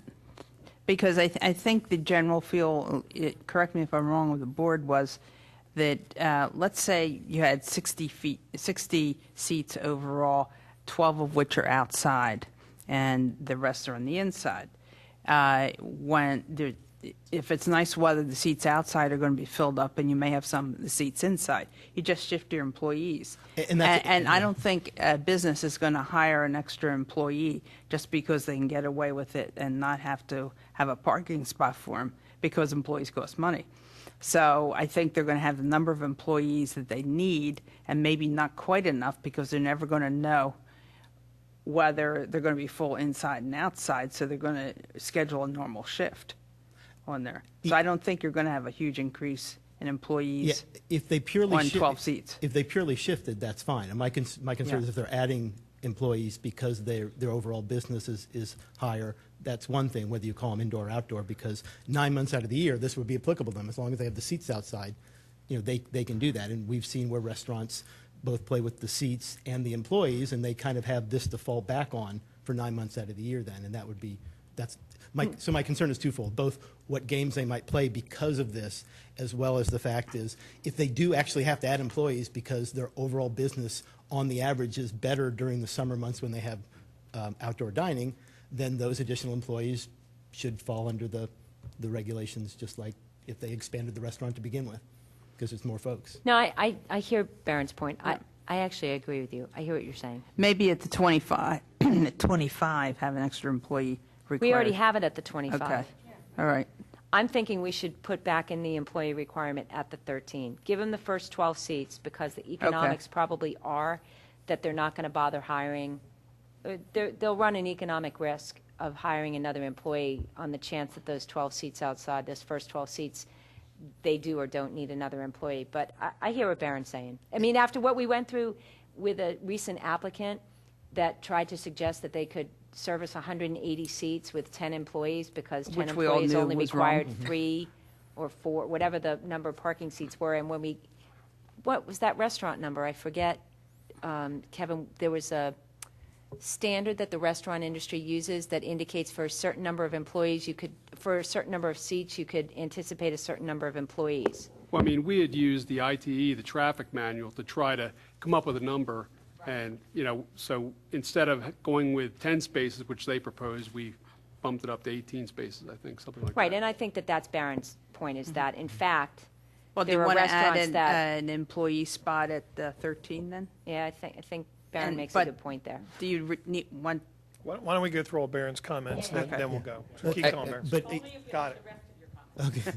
While we're talking on that, because I think that does warrant some discussion, if we take the employee completely out of that and we're dealing with, the employees are on the shift regardless. So if the shift is there, regardless of indoor or outdoor, the largest number on that shift, if the shift includes the outdoor, then the employees, adding that in becomes irrelevant because the shift is the shift. So if a restaurant's coming in and they have outdoor dining, and they tell us that they have 12 employees on the largest shift, not that there's a shift just for outdoor dining, that employee's probably doing indoor and outdoor seats. If you just remove the employee parking and it's based off of the number of seats for the customers, the shift will be what the shift will be. So And you're, that doesn't, So that that's doesn't taken- complicate things. So that's taken care of in the regular. I think it's probably taken care of Requirement. and is not necessary in the revisions anyway. So that was kind of what I was originally advocating, is whatever the employee count is at the peak shift, put the parking based upon that. Is that what I was hearing? Yes. but then what we were doing by adding additional employee spots for 25 through 50, you're saying, but the thing is, like, I think if we have that in there, it's anticipating an abnormal shift, not their typical, they're hiring or they're putting more employees on because of an anticipation to have a full house. Like if they know the weather's going to be good or they're having an event or whatever, then is that what that is for? Well, I don't know what that's for. I think as an application would come in, just like the one that we just referenced, and we would look at what the requirements are, and they're going to tell us, okay, well, we have 200 people and we have 5 employees. We're going to say, no, try again. Because we're going to take that into consideration when we're going through the zoning compliance to determine that the restaurant can have the appropriate number of seats in there based off of what we feel is an appropriate number of employees, based off of what they're proposing for the number of seats. So we take all that into consideration. So we're assuming a packed house inside and out from an employee count standpoint when we look at that. So I think having the employee part of this becomes irrelevant because we're looking at, from a parking standpoint, we're looking at that anyway. I guess what I was thinking is that we didn't want to assume that. We did not want to assume that all the outdoor dining seats were full for employee purposes because they're not going to be most of the time. I thought that's what that whole discussion was about, is that we're not requiring as much parking because some of those clients will be outdoors and not indoors. When you think about it, we're talking Under the 25, I'm saying, under the 25 seating. I thought that was just kind of like the way we were looking at it. It was that the existing personnel for the indoor establishment would handle that. Well, when you look at the parking regulations and it's 1 space for every 2 employees, and how many tables can those 2 employees serve, we're talking a minimal number of parking spaces. So if you were required up front and you add, let's say, 2 or 3 parking spaces, that could equal, if it's 2 parking spaces, is 4 employees, which could equal 16 tables for those 4 employees if each employee is doing 4 tables. If it's not full, then you're just providing extra parking for the patrons. We're not talking a huge amount if you get it up front from the beginning. I guess I agree with the philosophy of it, but the practical side of it, I don't want to prohibit some places from having outdoor dining because they can't provide those parking spots. Well, what You're that not- means is they would agree ahead of time to not utilize certain seats inside. That's what they'd have to do. And if they really wanted to have the outdoor dining, because they have to meet the parking for the greatest number of employees on a shift, 1 space per 2 employees. If they have 40 seats inside and they have enough parking for however many employees that would be, and they want to add 10 seats outside, then they would have to, under Kevin's scenario, they would calculate the number of employees you would need for 50 seats. Chances are an additional 10 seats is, 2 tables, 2.5 tables? Chances are the current wait staff can absorb that without having any additional. So the smaller restaurants that are going to have the smaller outdoor dining areas are not going to have an employee increase. But if you start to get the larger number of seats and you start looking at that and saying, well, no, you're going to start to need more employees for that. Well, I guess without the formula for how that's calculated, it's hard for me to understand. If you have 24 extra seats, does that mean another employee? Or does that not? No, the township relies upon the applicant to tell us how many employees we're getting. The only reason we looked into it in Luthra is because it was so obnoxiously low, we said that's ridiculous. Practically speaking, these applicants are going to figure out how much parking they have, and they're going to tell us the number of employees based on that parking, whether or not it's actually the number of employees they're going to have on their largest shift. And most of the times, the township's not going to have any basis to question whether or not they're telling us the truth. So, and I think one of the things Kevin was getting at, as far as parking goes, the parking for the employees is a very small portion of the total parking count. It's the seats that are really going to control the majority of the parking that needs to be provided. And the outdoor dining, at most, they're going to need to provide maybe 2-3 extra spaces. And yeah, if they only can provide 2 spaces, they're going to tell us they're only having 4 additional employees to handle their outdoor dining, even if they're going to have 6. And there's really going to be no way for the township to say, no, you're lying, unless we go out there after they've established the use and we count up and we said, okay, you lied on your application. You have 6 people working out here on your largest shift and not 4 that you said. But I mean, from a practical standpoint, we're talking about a very small portion of the total parking count, and for the most part, it's not something the township really investigates all that deeply because There are, as David said, there is not a book we can go to that says, okay, a restaurant has this many seats. This is how many employees they have to use. It was something that we had with Luthra. We recognized it was completely off, but we had to guesstimate and kind of cobble something together to come back to them and say, no, absolutely not. The 10 doesn't work. Basically, by removing it, we're really not changing anything. Well, we're removing a loophole, actually. We're removing a loophole where they start adding on a bunch of employees and say, well, those are our outdoor dining employees, and we don't need to provide parking. But for as them. Kevin said, there is no loophole because the current parking requirements say you have one space for 2 employees on the largest shift. It doesn't separate between indoor or outdoor for that shift. Right, Well, you remove an ambiguity at least between a conflict possibly here. But, right. yeah. Do we need to keep it in there, though, for existing restaurants that may add outdoor dining?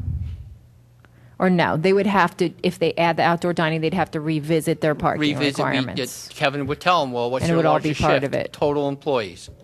We would look at the number of tables that they're proposing and see what the previous application was. And the previous application said that they had 6 employees, and let's say they're adding 30 tables. They're going to say, well, wait a minute, you need to be adding some employees at this point, and whether it's 2 or 4, you then need to provide the parking, which is then going to cut down on the amount of seats that they could have in the outdoor dining area. So it'll end up balancing itself out. Aaron, why don't you continue? Yeah, thanks. Go ahead. One more question tangentially related to parking, perhaps for Kevin. Since it's for him, I'll make sure he's... With the way the parking is now, I know in the old WBOD it talked about on-street, off-street, which was obviously the source of a lot of consternation. This basically falls under the regular parking, and can on-street parking or public parking count in this, or is this the run-of-the-mill parking requirement that most uses have? The WBOD parking regulations as they exist will remain. This does not affect that. So that would still be in force. So if a restaurant comes in with the WBOD, they would still fall under the provisions of that as it's currently written. Grandfathered, or they stay in there? As it's currently written, we're not proposing to change the parking regulations in the WBOD. Oh, I didn't know if the restaurant ones were specifically in the outdoor dining, which we're restricting, or they're in No, a separate section. I think the section you're referencing is if there is no on-street and they're utilizing off-site parking. Okay, I got you. On-street parking, then they don't need to provide any on-street. I That's see. not changing. So outside of the and if Peter wants to say it, outside of the WBOD, that's not an issue. We don't deal Correct. with the on-street anyway. Thank you for that clarification. On the before I talk about the distance issue, just in terms of talking about some of the residential issues that have been brought up, and like Susan brought up initially, it looks like there was some discrimination or some variance being done between some of the different residential units. I do disagree with perhaps the depiction of renters, because people rent for a lot of reasons. Sometimes they can't buy a house. It's not where sometimes it's not by choice. So the fact that they are there because they want to be next to commercial or an apartment, I don't think is necessarily correct. And a lot of times too, if you're looking at some of these districts, like we've talked about C1 and even C2, for example. Right now, they do not allow any activity besides a parking lot outside of a building. No use is allowed outside. It has to be enclosed in a building. So a lot of people that may have bought or rent near those do have had a certain expectation of quietness, particularly because at night the business may close down, or during the day, other than people pulling in, it's relatively quiet. This is a drastic change from that. And so people may have bought there with the understanding of what the situation is, and now it may be changed on them. And so I think the distance is an important factor there. And I want to talk a little bit about how that's being addressed. The other thing to talk about is, it was brought up for Wicklow and the proposed townhouses at Adelbergers. Those are multifamily dwellings. R5 specifically has, here's single family and 2-family, and then the multifamily is what has the height restrictions or whatever.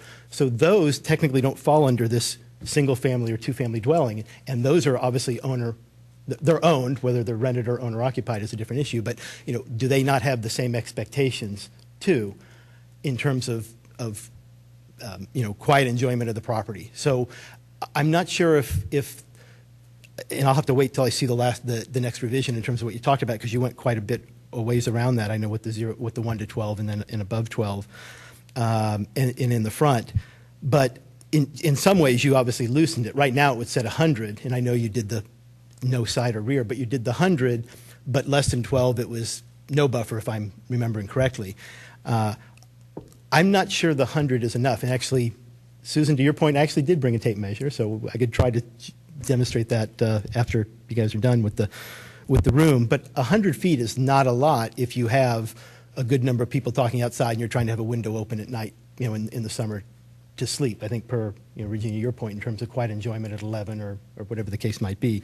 So perhaps I liked what you were doing with that, but maybe that needs to be on, as was suggested too, on the chart where maybe you go, 125, 150, or 175, because you have 50 people outside and you're only 100 feet from someone's open window trying to sleep, assuming you're near the resident. That can generate a lot of noise. And I also wanted to make again, I'll wait for the other draft, but immediately adjacent, I would much prefer everything to be based upon distance as opposed to something that could be misconstrued there, because as we know, we've dealt with split zone properties before too. So is that an immediately adjacent property, or is that on the same property, and how does that fall? So the more things are purely based upon distance, so they can be vetted at design review time, or as Kevin looks over the zoning and put into place, so it's not an enforcement issue, the better.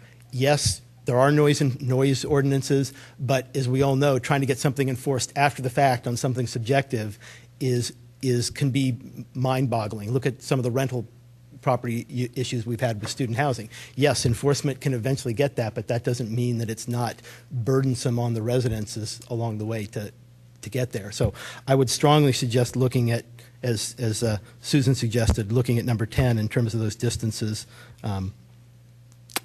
before the next meeting to come up with some ideas.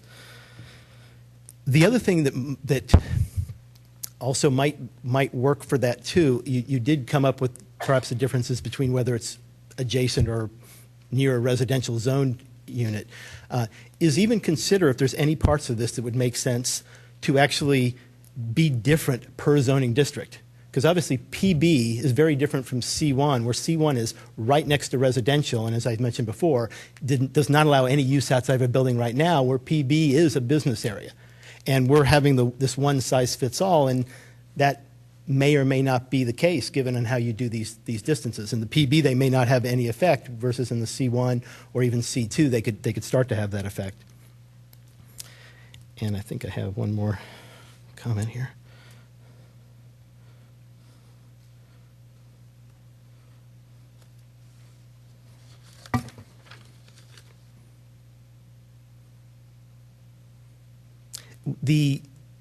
Just to clarify too, the times were 8 to 11 on Friday and Saturday, and then 8 to 10. Yeah, understand, 8 a.m. to 10 p.m. on the other 5 nights. Is that correct? Okay. And no modification made to the 9 months. The comments that I'd heard earlier, and I appreciate Kevin's comments on that too. Could you allow it all year long and let them use their discretion? Because the ice and snow obviously can be an issue starting in March. So that might be something you want to think about again, because what happens if you have a blizzard on the 15th? Do they leave their furniture out? Because particularly in North Wayne, that can be a big sidewalk blocker, and not being able to shovel around or get a snow blower out there. So I'm just asking you to think about that in terms of, do you regulate it based upon taking care of it, or do you regulate it based upon the months here to see if that does the best job? And I guess I will, again, I'd like to respectfully ask that we get a chance to look at this again with all the changes, so we can discuss this next time. Thank you very much. Other public comment?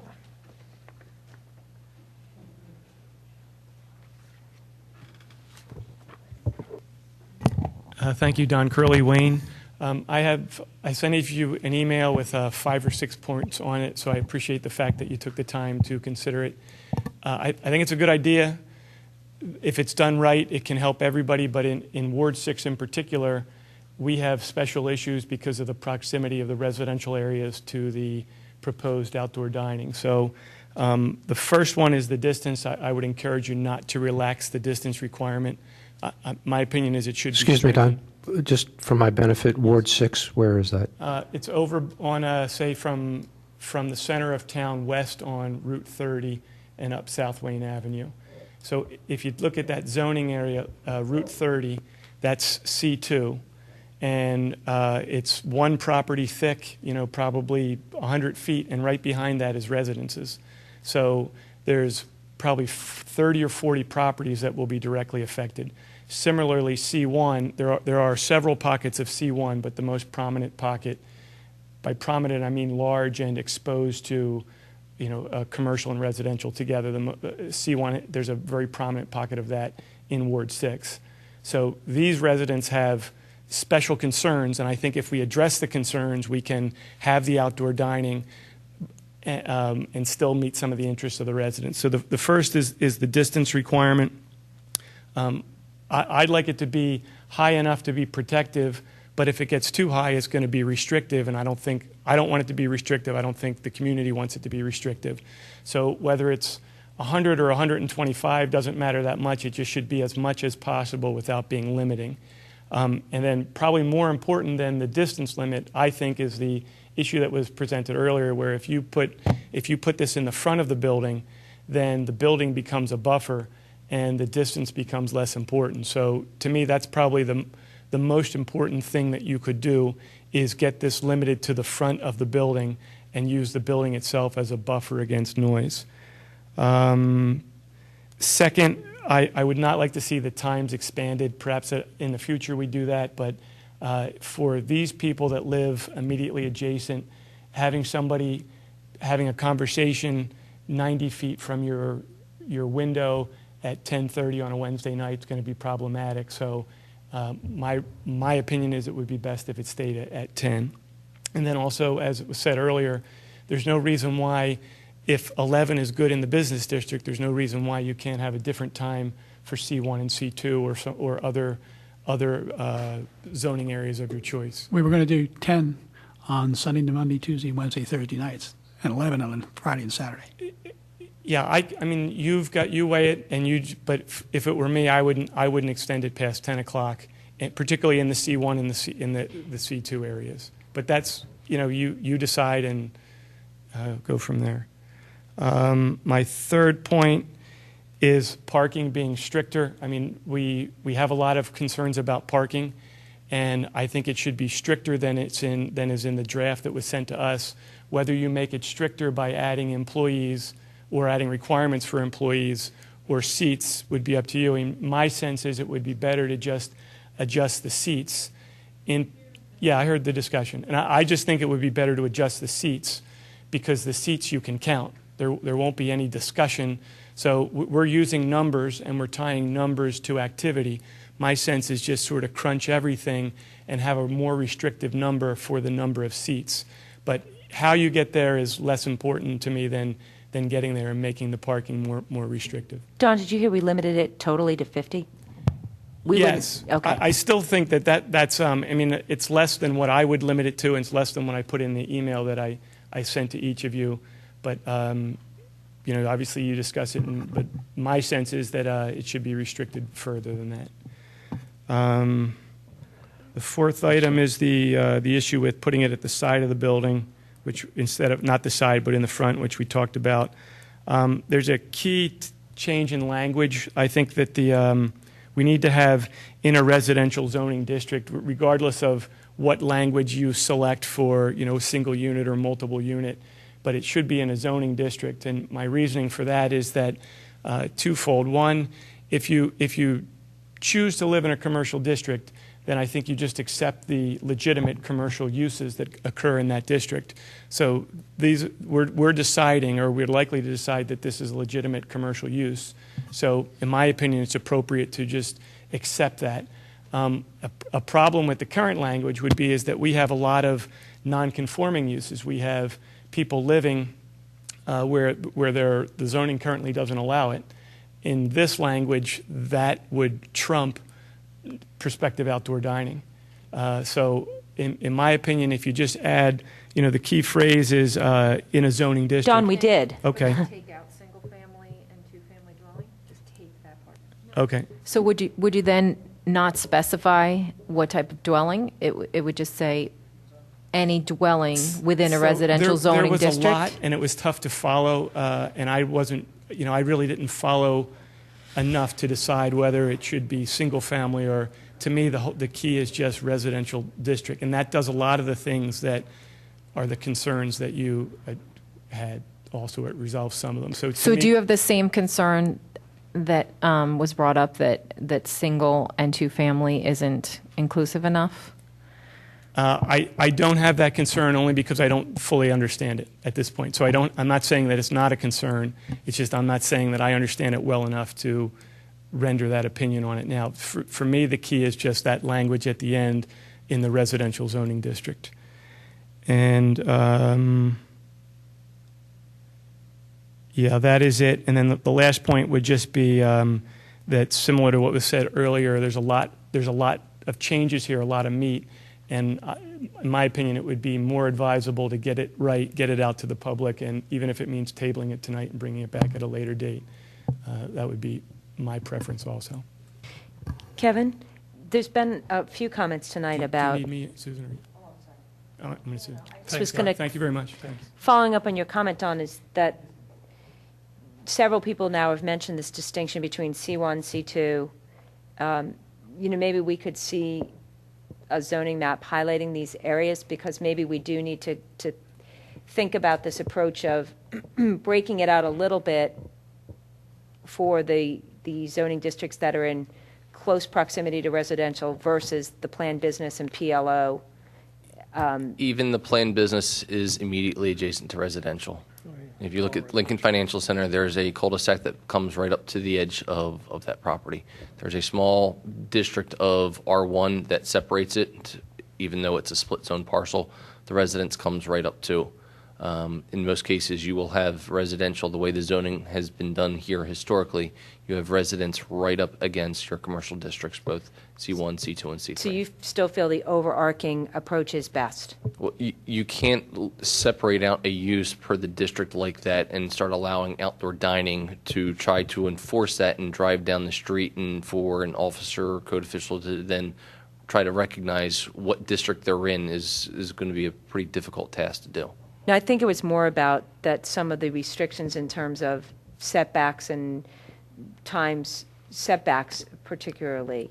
I thought that the language that you had come up with, that I like it. I the just Planning didn't- Commission had then kind of voted on was good. And I think, kind of from a procedural standpoint, what we would do, since we seem to have gotten through all of the ordinances, that I would then summarize your recommendations for each of the changes, and then take those. Those would then go to the commissioners for their discussion on each of those points, where they're, in the ordinance as it exists, plus all of your specific recommendations on the changes.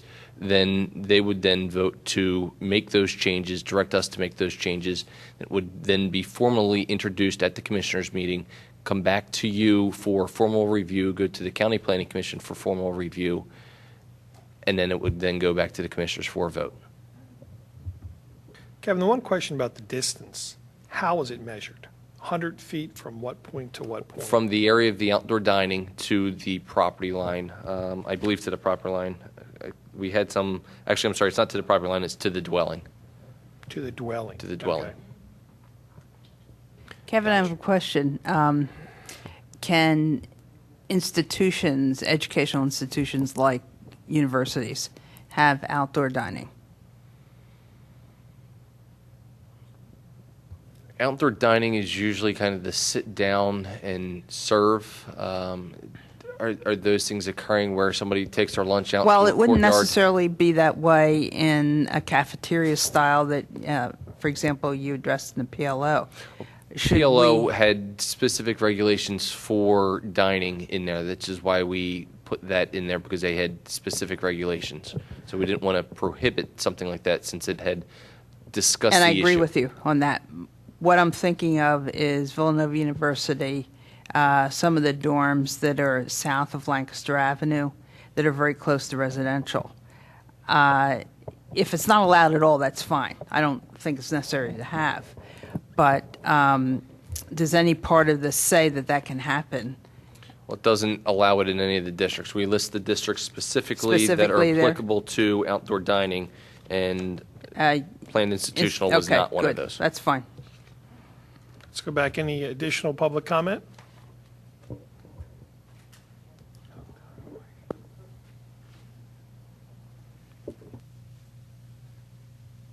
Thank you for a second opportunity.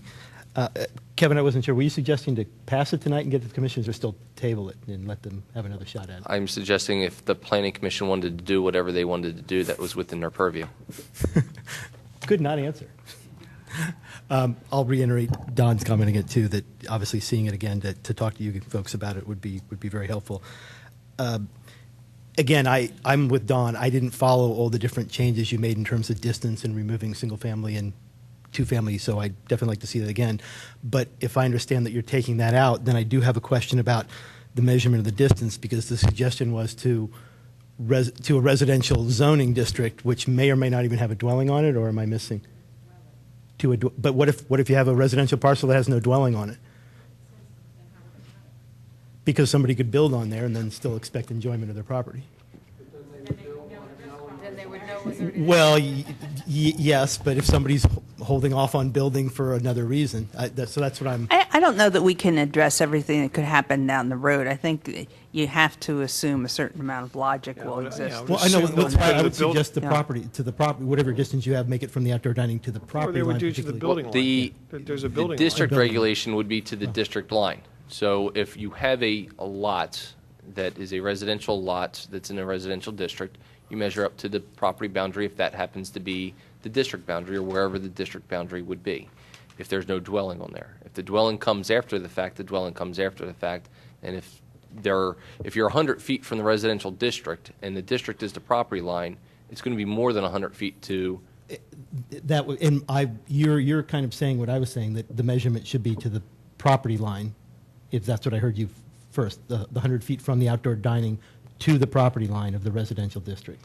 The distance from the dwelling is for those non-conforming dwellings that would currently exist. Otherwise, the district boundary is going to come into play. Okay, so that's different than maybe what I was just hearing. That So the distance is actually not to the dwelling. The distance is to the residential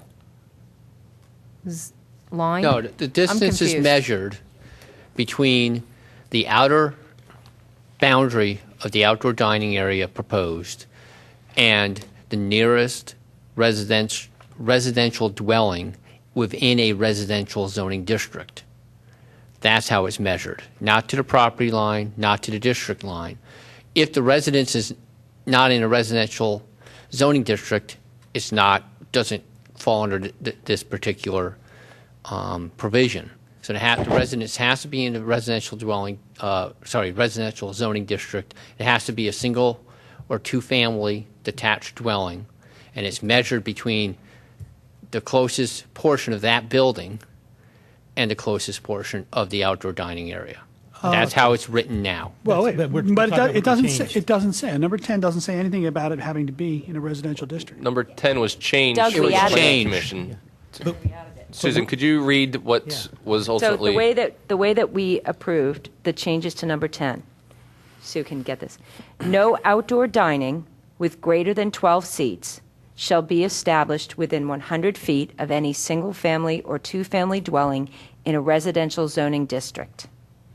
Outdoor dining areas shall not be permitted at the rear or side of a principal restaurant building when said building is immediately adjacent to an existing residential use or residentially zoned district.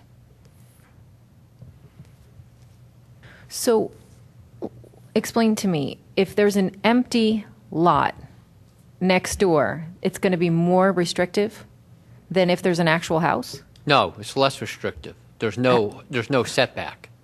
So what was just said about the 100 feet to the property line doesn't apply in any case? No, I'm sorry. I was looking because we had the existing language, and I didn't have Susan's language in front of me, that the last part of that section had the rear of the principal building when adjacent to a residential dwelling or a residentially zoned property. So that was my, I apologize, that was my fault for mixing those two up. But I think what Susan just read kind of clarifies that. So if there were a residential lot next door, then if there's no dwelling on it, there's no setback. Is The that outdoor correct? dining would not be permitted to the rear or side then. Right, but the 100 feet wouldn't come into play. 100 feet only comes into play, Susan, with that language if it's... If there's a dwelling. If it's... Yes. Well, yes, if there's a dwelling and it cannot be more than 12. So when a dwelling's involved, you cannot have it within 100 feet and have more than 12. Now that I've got a little better clarity on that, although, pardon me if I'm still like, so you are, again, discriminating beyond the two-family. So if you have like Wicklow or the Adelbergs across from it, those are in 100 feet, owner-occupied units, that doesn't matter. The restriction here, if I'm reading correctly, it's only if it's immediately adjacent where it says where it can go. That's the second part of that. But the first part says the only distance restriction is within a single family or two-family dwelling. So if you're right next door to one of these townhouses, which are three connected, which do not qualify under that, then there's no setback requirement from the outdoor dining to them. I have a suggestion, since we're all getting confused of what is and what isn't. Are we going to see this again, or are we voting on it tonight? Because if we're going to see it again, why don't we see it once it's written? Let's get through the public comment, then we can come back to Okay. that. Baron, anything else? Well, no, that's well. Just to clarify on that. I'm going to let so- you make your comments. We'll stop the Okay. discussion. Go ahead and make your comments, Thanks. and then we'll finish. So that now, if I'm hearing that correction or the suggested language correctly, then my first issue is the fact that it's discriminating against beyond just a single family and two family, where there's plenty of three townhouses which are multifamily dwelling, or even apartment units that might be close, and perhaps that part actually.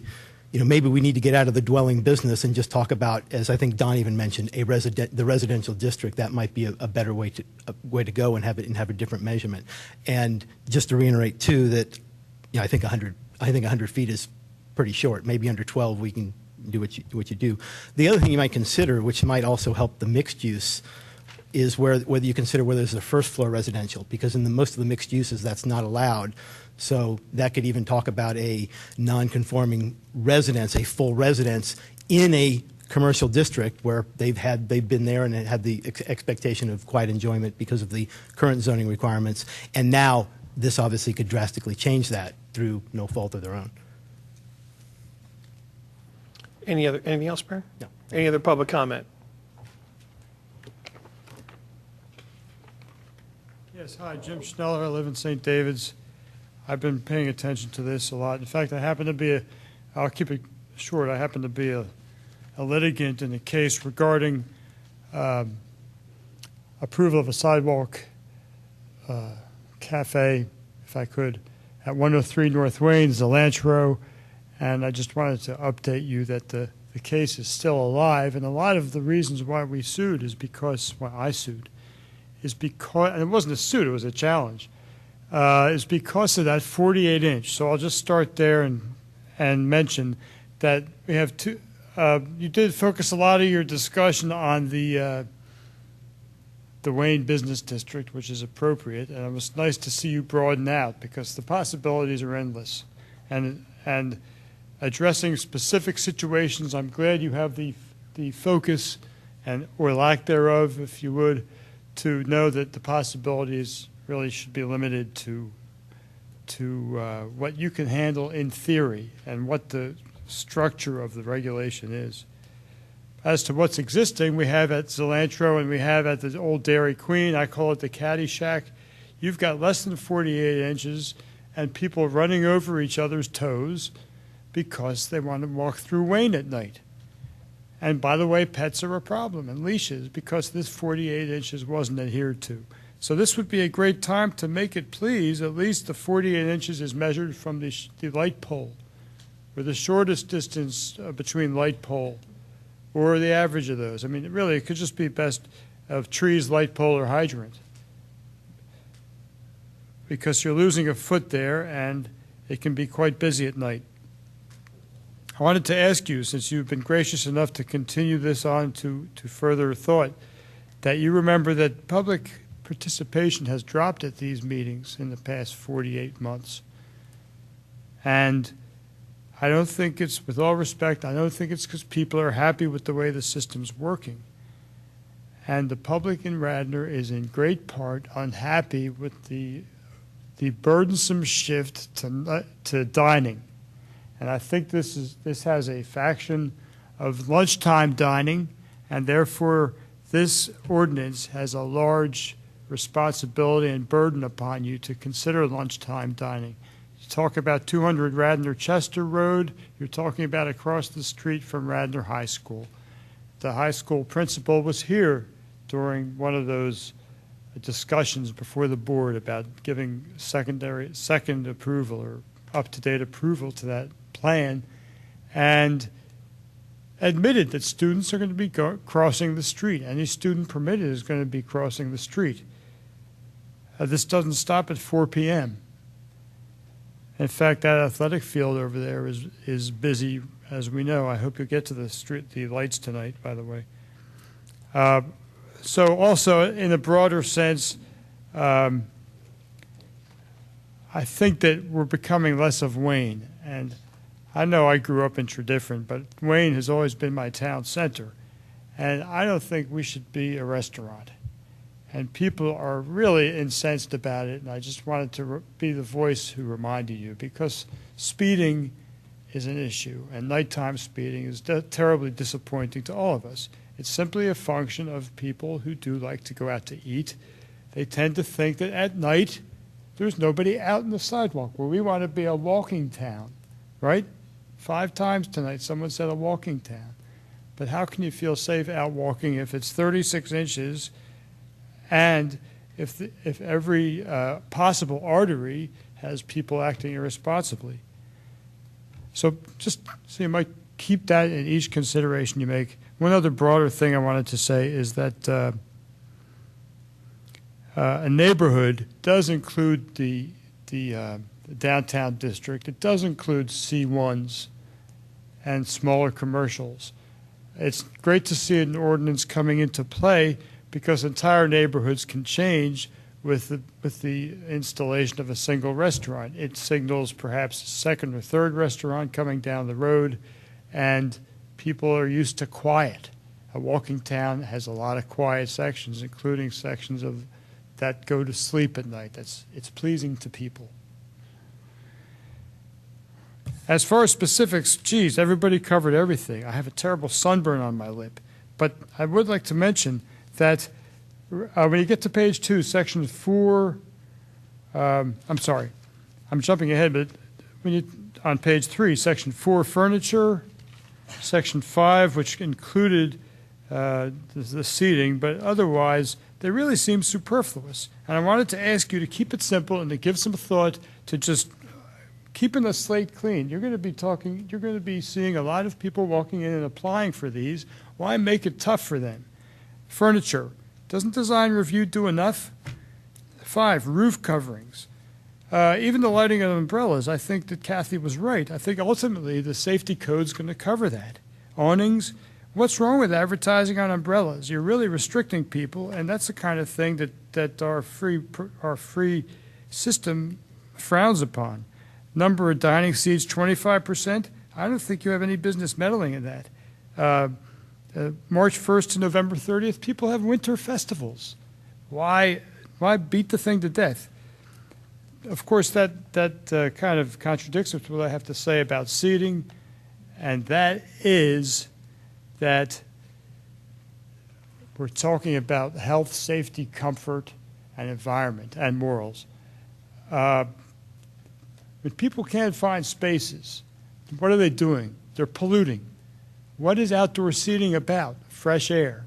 Think about the fact that if an employee quota is only sometime applied or or if this is wide open or different from the regular, once again, forget the whole thing. Let them adhere to the regular zoning sections applying to additional seating. And I can give examples, of course, about the apartment dwelling. I mean, being an apartment dweller, there's people with families going to Radnor schools. This is not a student-run, a student landlord town, and I hope it never is. And I wanted to point that out as my final issue, is that you really should have, if it would be wonderful if you could say dwelling or something typical, something similar, because it's very discriminatory to say, oh, apartment dwellers, they're used to noise. They aren't. And Don's point was right on point. It's not the fact that the police can come in and give a ticket or a warning. It's the fact that there's tinkling glassware, there's conversation. It's a faraway example, but I know people who live near a bike trail that opened 4 years ago. And a woman wakes up every Saturday morning to a group of 4 business people who are discussing business at 20 decibels. It wakes her up every Saturday. She finally just yelled out at them, would you be quiet? We're trying to sleep in this neighborhood.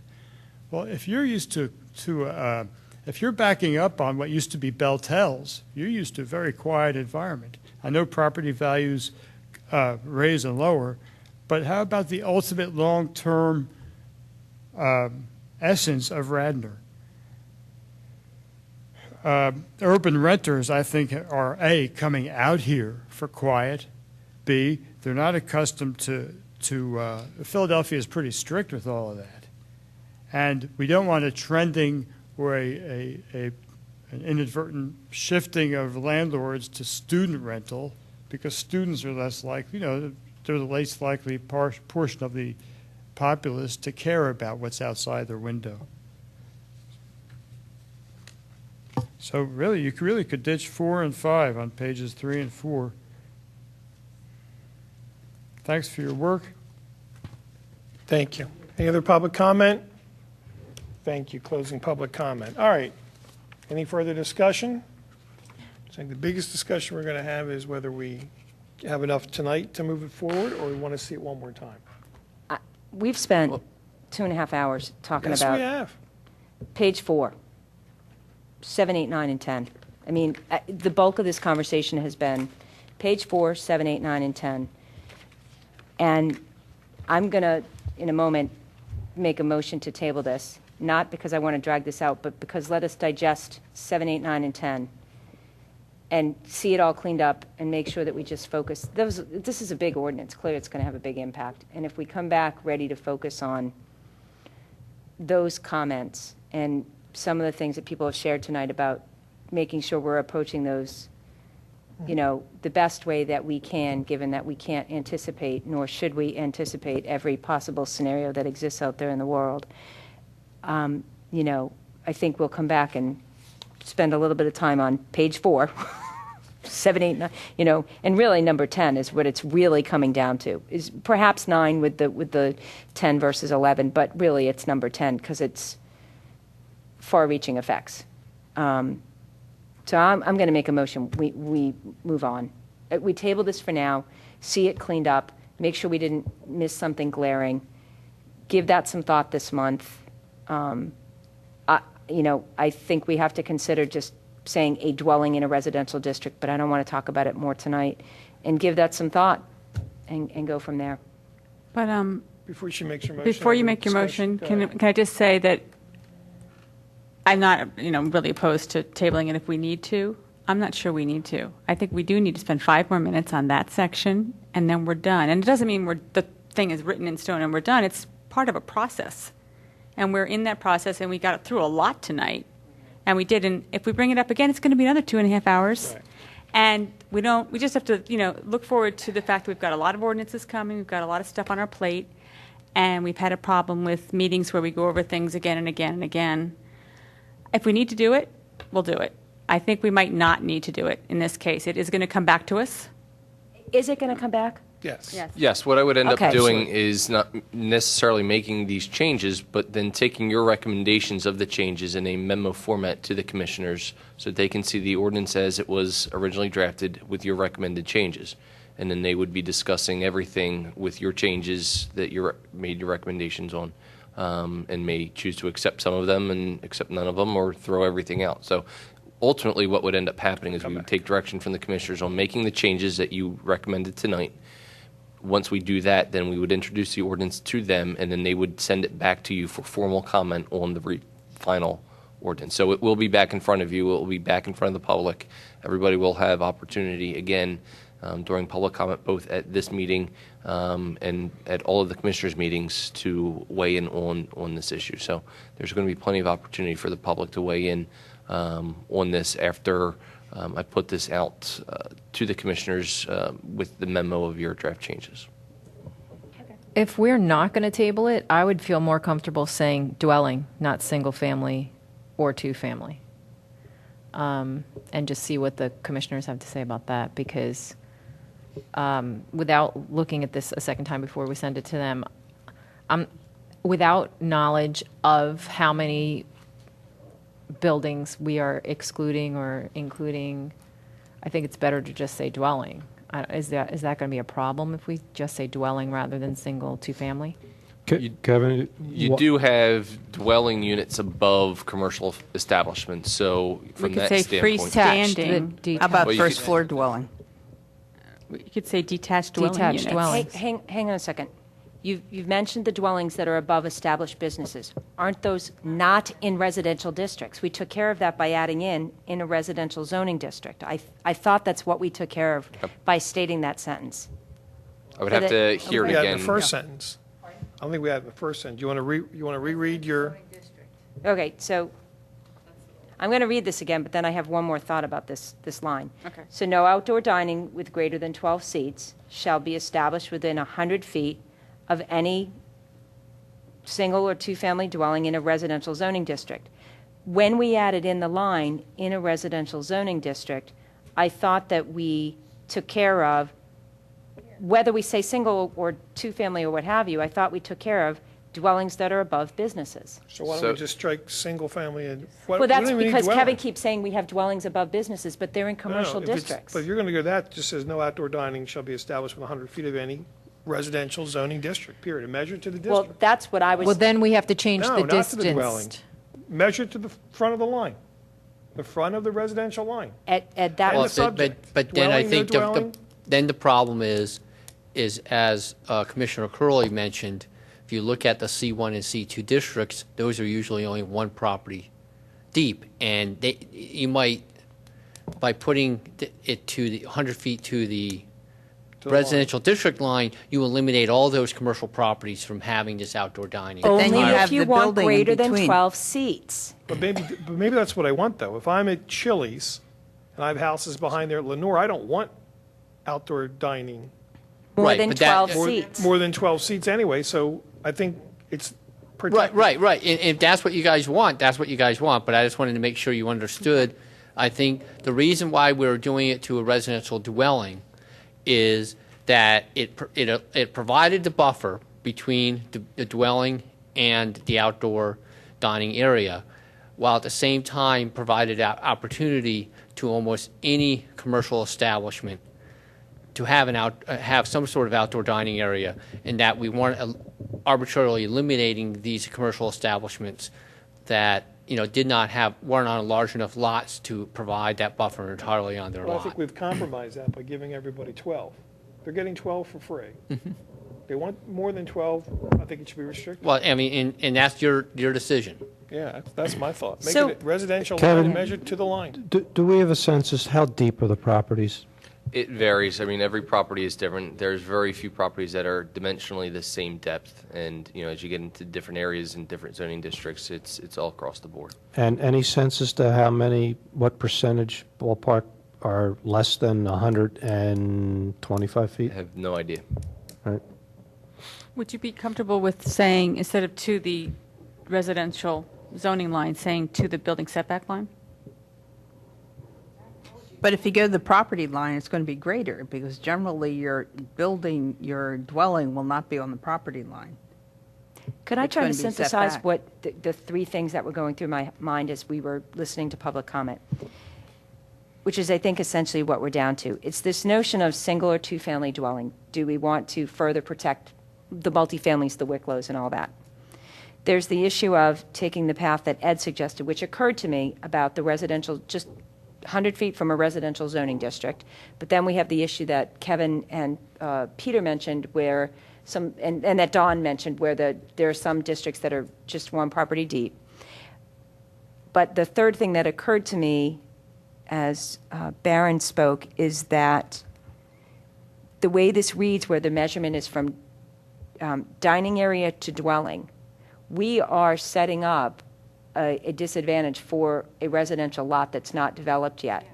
And that's something that if we're going to keep the dwelling notion, the dwelling pathway, I think we need to give a little bit of thought to clarifying in here that the measurement is from the edge of the property because a person who has an empty lot shouldn't be disadvantaged. Well, how about if you say property line or dwelling if there's no You could say dwelling or dwelling building or property setback line. If we end up going down the path where we say zoning district, this is avoided. Yeah. I'm not sure that, but I hear the concern of why, and believe me, I've been sitting here thinking for 15, 20 minutes, maybe that's the cleanest thing is 100 feet from a residential zoning district because we're giving them those 12 seats, the first 12 seats for free. And maybe that is, that way an individual property owner who may not have developed their property, and granted, there's probably not a load of those, but there are a few, aren't They want to redevelop it. put at a disadvantage where their property effectively doesn't even count in the 100 feet because they don't have a dwelling on it. And it protects the Wicklows and if Adelberger's does their thing, because what are those counted as, single family or multifamilies or? Okay, so the point is, where are we now? I think we have to talk about just 100 feet of a residential zoning district, given the fact that we are. To the property line or to the? To the edge of a residential zoning district, Kathy, Okay. because we're giving the first 12 dining seats free. Yeah, in most cases, yeah. Okay, well, let's do it then. Yeah. We can make that note, Kevin, to the commissioners that we'd like them to see a map of this because we didn't have that opportunity so they can look at it further. I'm sure, like I said, we're going to get it back in. If we've made a gross error here, they'll send it back. Exactly. It's going to come back to us, and I'm sure they'll catch When the it comes gross error. back to you, you'll see the changes as it was going to be then advertised to everybody. So Correct. we're talking hypothetical changes that then the commissioners are going to discuss and modify potentially even more. When you get it back, you'll see all of that in a text format, at which point I can provide you with a zoning map, 11 by 17, to review. Susan, one of the wording in there, when you talk about the setback from a residential or dwelling in a residential district, the location of the dwelling in the district itself. Is that correct? No, listen to the way that we just leaned is no outdoor dining with greater than 12 seats shall be established within 100 feet of a residential zoning district. Period. We are just defining it to the district. And then because if they have fewer than 12 seats, all those places along Lancaster, they can have it up to 12 seats. They don't have the 100 feet restriction. But they can't have it in the rear of their building. Chili's can't have it in the rear of their building because their building, and actually I wouldn't say the building, it should be the building is immediately adjacent to an existing residential use or residential zone district. So that whole area along Lancaster that has the neighborhood behind it, fine, they can't put their dining in the back. Well, we shouldn't let them put their dining in the back. Yeah. I make a motion that we send this on to the commissioners with the changes noted. Second. And hopefully Susan has all those changes. We'll work on it. All in favor? Aye. Opposed? Motion carries. Thank you. We'll have public comment again at the end if you'd like. We're all done. We're going to keep moving, Barry. Okay, next item on the agenda that I hope does not take 2 hours and 50 minutes. Recommendation for ordinance 2012-11.1, amending Chapter 280 of the Radnor Township Code, zoning ordinance, amending the heights, the athletic field light standards in the PLU, Public Land Use District. Kevin, I'll again turn. There you go. You make them all restaurants. Kevin, I'm going to turn to you. Thank you. 11.1 and 11.2 actually come together in the memo that I had prepared to the commissioners back on July 9th, 2012. It actually started as a process of the Memorial Field facility that was constructed and athletic lights for those. Currently, the ordinance prohibits lights greater than 38 feet, so that would have been a problem to provide athletic field lighting for that facility. So the thought is to amend the ordinance in the direction that I was given from the commissioners was to prepare an ordinance amendment that would address that issue. So we kind of looked at it in one of two ways. One, addressing the singular issue of the athletic field lights within the PLU district and for all properties that the township or the school district would have within those districts. Or two, looking at a much more broader sense and looking at not just lights in and of itself, but any kind of municipal use or municipal service that would be subject to lands that are owned, operated, leased, or maintained by the township, and then, in essence, giving the township some latitude to do things that are in the interest of the public health, safety, and welfare. So that's kind of where the two ordinances came from and how we got to this point. The concern that I have with addressing the singular issue is that every time that you go and need to amend the ordinance to allow a singular issue, you can have months and months of delays. This was something that was in front of you last month. It got pushed. It could potentially get pushed again, and you end up delaying the process for no other reason other than maybe you have a heavy agenda for multiple months and you just can't get to it. None of this would, even under the 11.2, could occur without the commissioners voting on a project and approving the project. So there's still a valid public participation process, but it gets away from doing regulations where variances would be required just because a sign didn't meet the parameters to be located in the park. And in the memo, I kind of go through a lot of those situation and instances where that could occur. So that's kind of the background as to why there are two ordinances in front of you, both with 2012-11. The one deals with the one issue, which you could make a recommendation on to do, and then we can take some time to discuss 11.2 kind of in a broader sense. You can look at both, look at one. That's kind of where we're at with both of these. Just to make it clear, Kevin, the changes on 11.1 are highlighted. We're just adding language. Correct. I don't see the same thing on 11.2. Are we? 11.2 is a new use. It's a municipal service use, so that would be something that would be subject only for the municipality. So for Radnor Township, on those lands at which we control through a lease, through maintenance, or through ownership. So all this language we're looking at tonight is all new. Correct. We should look at it that way. Okay. Kevin, on you said that the lighting on the field lighting needs to conform to the IESNA standards. Does that address spill off into neighborhoods? No, I believe that those standards are, and this was something that John Rice's office ended up putting in, but my understanding of all of that is the minimum light levels necessary for athletic fields so that you wouldn't have, half a foot candle for lighting requirements on athletic field. Okay. They're going to be. I think it significantly needs higher to than address spill off into the neighborhood and some maybe specific range of foot candles on the field lighting. that. Our code addresses that, but not with specific foot candles. Okay. How about spill off? Yes. Kevin?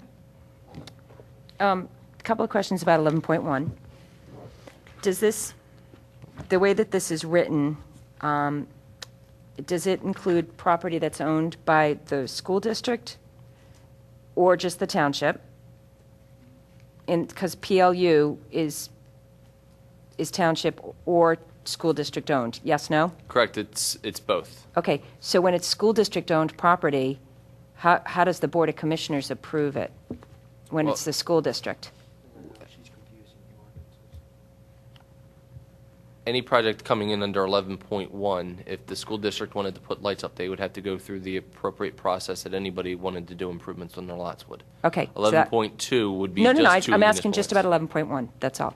I read up at the top in the PLU district, and for instance, the school district land is zone PLU. So if the school district wanted to put athletic field lights up under 11.1, they could by right, subject to the appropriate approval process. Okay, so then that gets to my other question. What is the actual approval process? Because the writing here says approved by the Board of Commissioners. What's the approval process? Conditional use, special exception? What is it?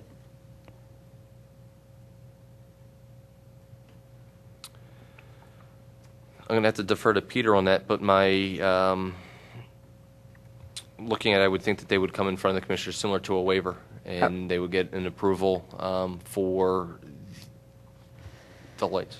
Okay, so that's one question I have is what's the approval process? I think that should be spelled out. How tall, does anybody know how tall the lights are at Radnor High School or at Villanova? No. Okay, and how tall are the lights? I mean, this doesn't give any height limit for these lights. I mean, we're just going to say we can just have no structure can exceed 38 feet except for these sports lights, and there's no limit on how high these lights can go. What's the limit? And how tall are the lights at RMF proposed to be? That I don't know. We are actually trying to get some information from the school on that, and we were unable to From do that. Irwin's. They're generally around 100 feet. Okay, so we don't have a limit for how high athletic lights can go, and we don't even know what the approval process would be under this ordinance. Well, my I only think comment this is needs No, to be the changed. approval process would be, they'd have to go in front of the Board of Commissioners at a public meeting, but it's not going to be a formal hearing like a conditional use hearing. It is just going to getting them, asking to be placed on the agenda as an agenda item. They would go up, make a presentation, and the Board of Commissioners would then make a motion to decide, yes, we're willing to grant you, allow you to put up these lights, or no, we're not. But it's got to be under something. It's got to be a resolution or an ordinance or It something. would just be a written motion. So where does the public get a say? They get a say just like they do at any public meeting during public comment. I'm more concerned with no guidance on height and foot candles and Yeah. spread. I would like to see the numbers in here. I don't think we can even consider this without a range, so I'd say let's just move on to the next one. I want to see height, I want to see foot candles. I think So- we need some basic protections Yeah. for the property owners adjacent to these fields. Yeah, I and- mean, When their we- sports fields and lights are fine, but there are limits. Well, we heard all sorts of problems with the lights at Villanova, which, that's why I was asking, how tall are the lights at Villanova? How tall are the lights at Radnor High School that exist now? Because I know how much spill off if you're on Lancaster Avenue. Drive by the high school on your way home tonight. How tall are those lights? And how tall are they proposing these RMF lights to be? But separate from that specific condition, to be passing an ordinance that says we can just put in lights, and all we know for sure is they can exceed 38 feet, but there's no limit whatsoever. I can't support that. At this point, I don't think we have enough information even to discuss it.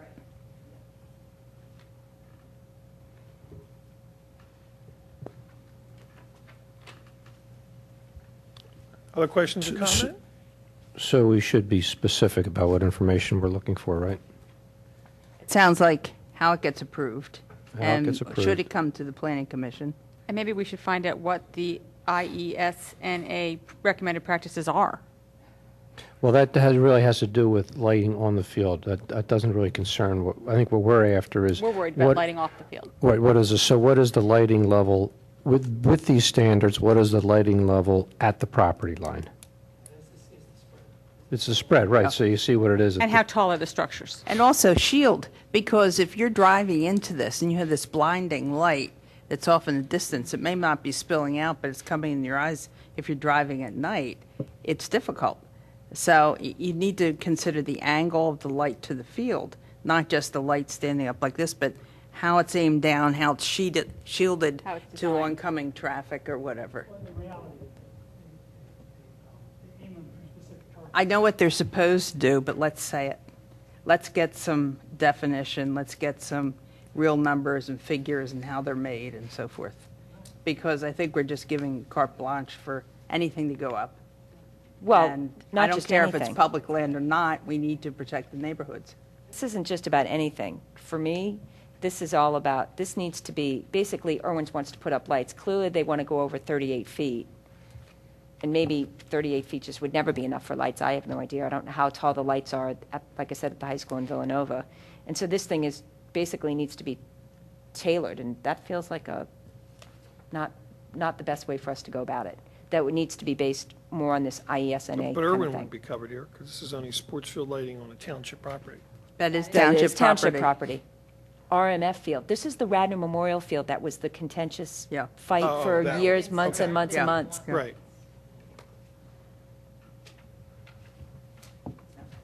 So I Okay, make a so- motion, we move on. So, Well, I think we have to make a motion to do something with Yeah. this. We can't just ignore it.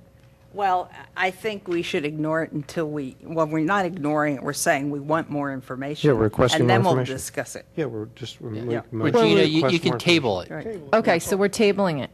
And requesting more information. so someone would make that motion, please? I move we table it. Kevin?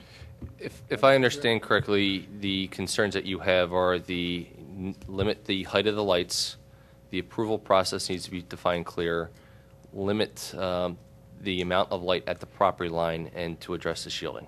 Correct. Those were the Also, four. And the would heights there- of the lights that are currently in Radnor Township, like Villanova. Well, that's background. Radnor High School. Won't be in the ordinance. But We may not have that information. question would be, is there a notification process for the neighbors? If this, if As lights are currently going- written, no, there's no requirements that they be sent letters or anything be advertised in a public notice form. Also, since this isn't going to come in front of the planning commission under this, I mean, how would you're saying you have a public process, but how would anyone even know? And separately from that, why would we say that public land can have these special privileges of having lights that are higher than private land? That's what really kind of bothers me about this, is that it's an ordinance that's specifically created to allow for special allowances on public land, when the fact of the matter is neighbors are just as impacted by athletic lights that are too tall, whether they're on public land or private land. So why are we creating a special circumstance for public land? Well, instead of, I think that the idea is, instead of prohibiting lights everywhere, and instead of allowing them everywhere, this is something where the lights are allowed, but by allowing them only on public land, it provides the greatest benefit to the public at large, instead of allowing it on a private land where only a few private persons allowed on that property would benefit from this. By putting them on public land, it provides the benefit to the widest number of people. So if you're going to allow lights, this is the way, and this is a common practice in municipalities throughout, where because they are contentious, they do cause problems. They do try to limit it by limiting it only onto public property and not allowing private people to put up these lights. Do keep in mind that what we're not that anything is what we're amending here is a thing that deals with height regulations. I mean, it's not talking about anything else. It's just expanding what no building or structure can be taller than 38 feet. And they're now creating an exception to that for light posts. Now, all the things you're talking about make perfect sense. I don't know that they all belong in this. I mean, yeah, certainly if we don't want it to be more than, pick a number out of the air, 60 feet tall, that's a perfectly appropriate thing to put in here. If we're talking about all the lighting scatter and all the stuff, maybe it belongs in other places in the ordinance. I don't know. I mean, would that be logical to find out if perhaps there's another place that those other considerations There more are, appropriate? in Section 107 of our code, prohibited uses and performance standards, it talks about that uses shall not, and it lists a variety of uses. One that would be applicable here, produce objectionable heat, glare, or radiation beyond the property line. That specific section was quoted in a violation notice to Villanova when we were having some lighting issues last year. So there are some standards. They don't get into specific foot candles at the property line, And it is some more subjective than if there were actual foot candle measurements, but the code doesn't have that currently. Would there be a section of the code where it would be appropriate to add something like that? You could add it in this section. In this section? Yes, All right. in 107. Okay, then I'll be quiet.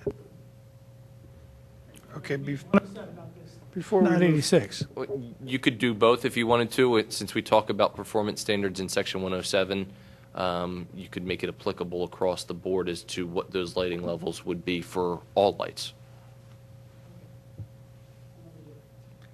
before we finish the vote, we didn't go to public comment. I'll take public comment.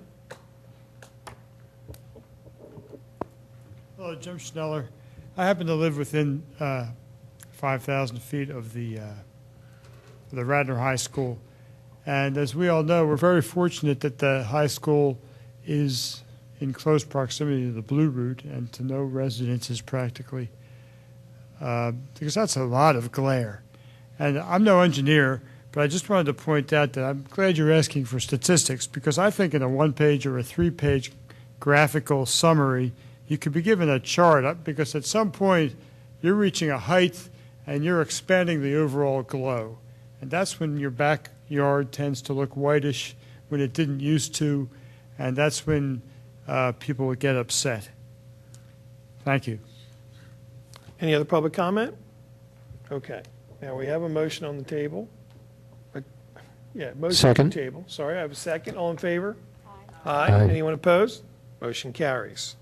Last one for the evening is 2012-11.2, and this is the new one.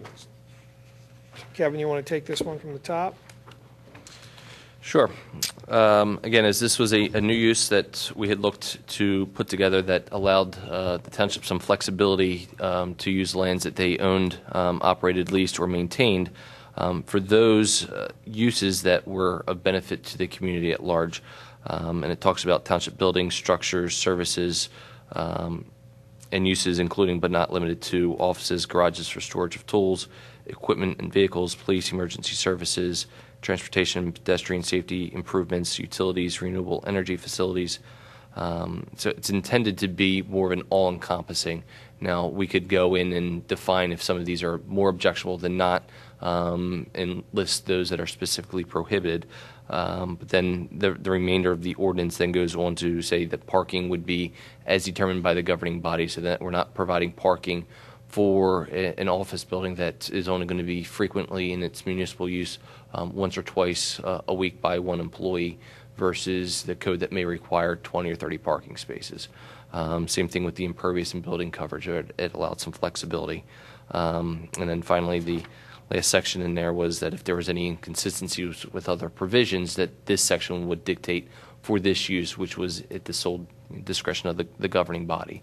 Again, these would be projects that are in the benefit of the municipality at large and would be subject to, every time a project came up, would be subject to approval at a commissioners meeting. So this doesn't give administrative staff carte blanche to do whatever they wanted to do. It would go in front of the commissioners for approval. So that's really the basis of this ordinance. And the memo really goes to discuss some of the things that could be problematic with the code and some of the facilities and uses that we're currently looking at. We had the 1430 County Line Road subdivision that came through. One of the things that the developer committed to doing was putting a sign at that Enke Park. One of the issues and one of the things that we were looking at is maybe a digital display board that could promote township events and activities, and maybe there were more than one sign on that property. That could be problematic for the code in the number type and location of signs. This ordinance would address that. Installation and replacement of park facilities. The code could prohibit replacement of facilities in kind in their location. This would address that. If we need to install stormwater management facilities and serve steep slopes as a result of that, this ordinance would address that. So those are really kind of the things that we were looking at, is to avoid unnecessary delay in getting some of these projects that are in the best interest of the community at large through without having to go through an unnecessary delay of public hearing, zoning hearing board, or ordinance amendments. As a prime example, you just tabled the lighting ordinance tonight, which is the second consecutive month it's been tabled. If this was something of great urgent need, let's say stormwater management facility that needed to go in, and it needed to go to the zoning hearing board, or you wanted to amend the ordinance, and now this is now an additional 60 days, there could be a considerable delay. So this ordinance kind of helps try to streamline that process. You know, I can see the importance of streamlining something that's in the public interest and needs to be done quickly. I think it would be more appropriate to have a separate thing that says if something is shown to be an emergency and needs to happen quickly, we can streamline it, not let's take out all the regulations that protect us. I'm most concerned with C.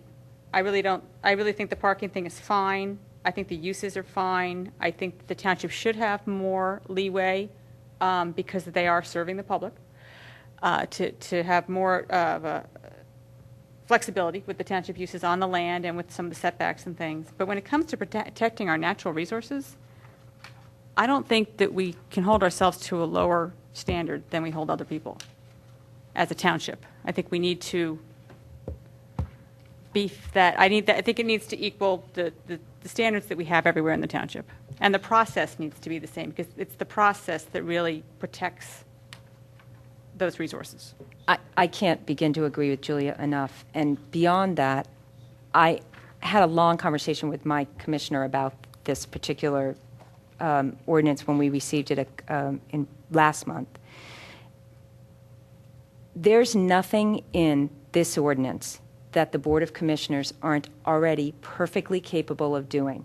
Whenever an opportunity comes up that they want to do something that doesn't conform to our current zoning and our current laws, they have a process already in place where they can make changes. Now, granted, it's not always streamlined, but I don't think it necessarily should be if we're going to have special exceptions and special changes of our rules and not ask our governing body to follow our own rules.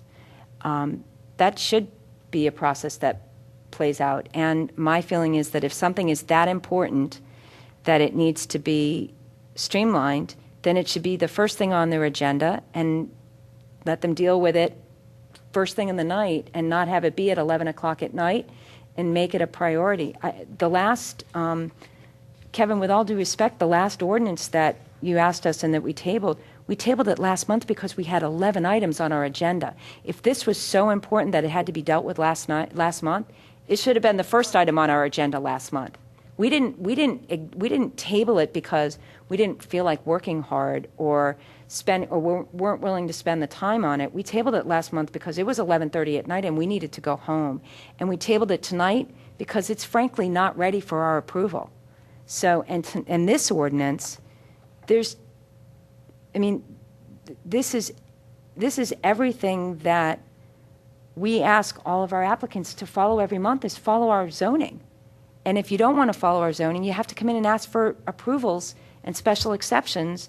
And this thing is just saying the township can do basically anything it wants with very, very minimal public input.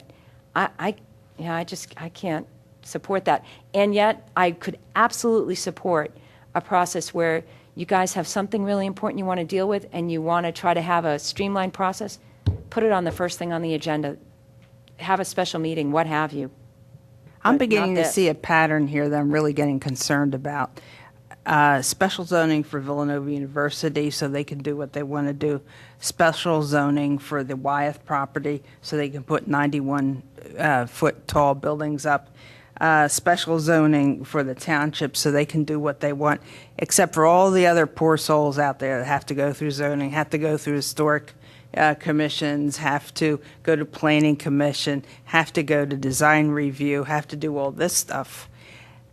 But those facilities don't have to do anything.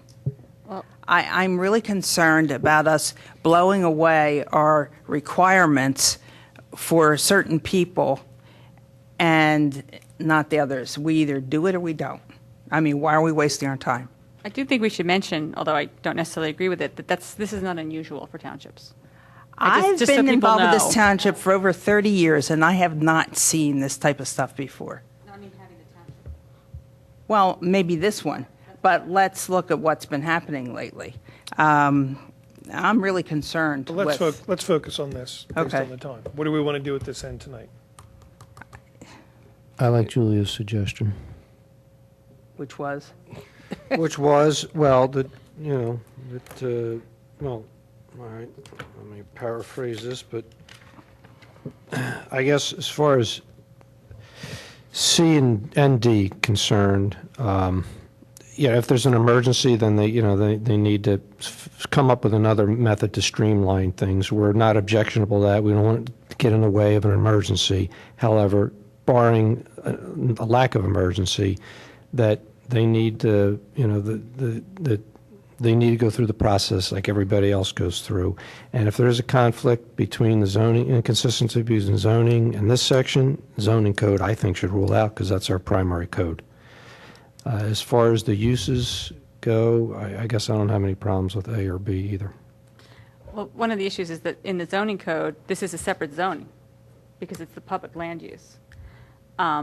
So it may be that we need to, for these things, for instance, under C, the limitations, the quantities, they still need to be defined, and we may want to have very flexible standards because it gives the township more leeway, and I think they should have slightly more leeway than the typical, for instance, a developer.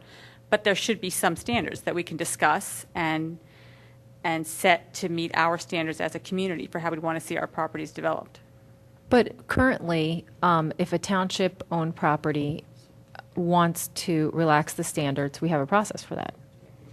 This would be the process where you would have an ordinance in front of you, and you would debate it, and then it would go ultimately to the commissioners to vote on the ordinance after it goes through the appropriate public participation process, or they would go to the zoning hearing board. That is the process.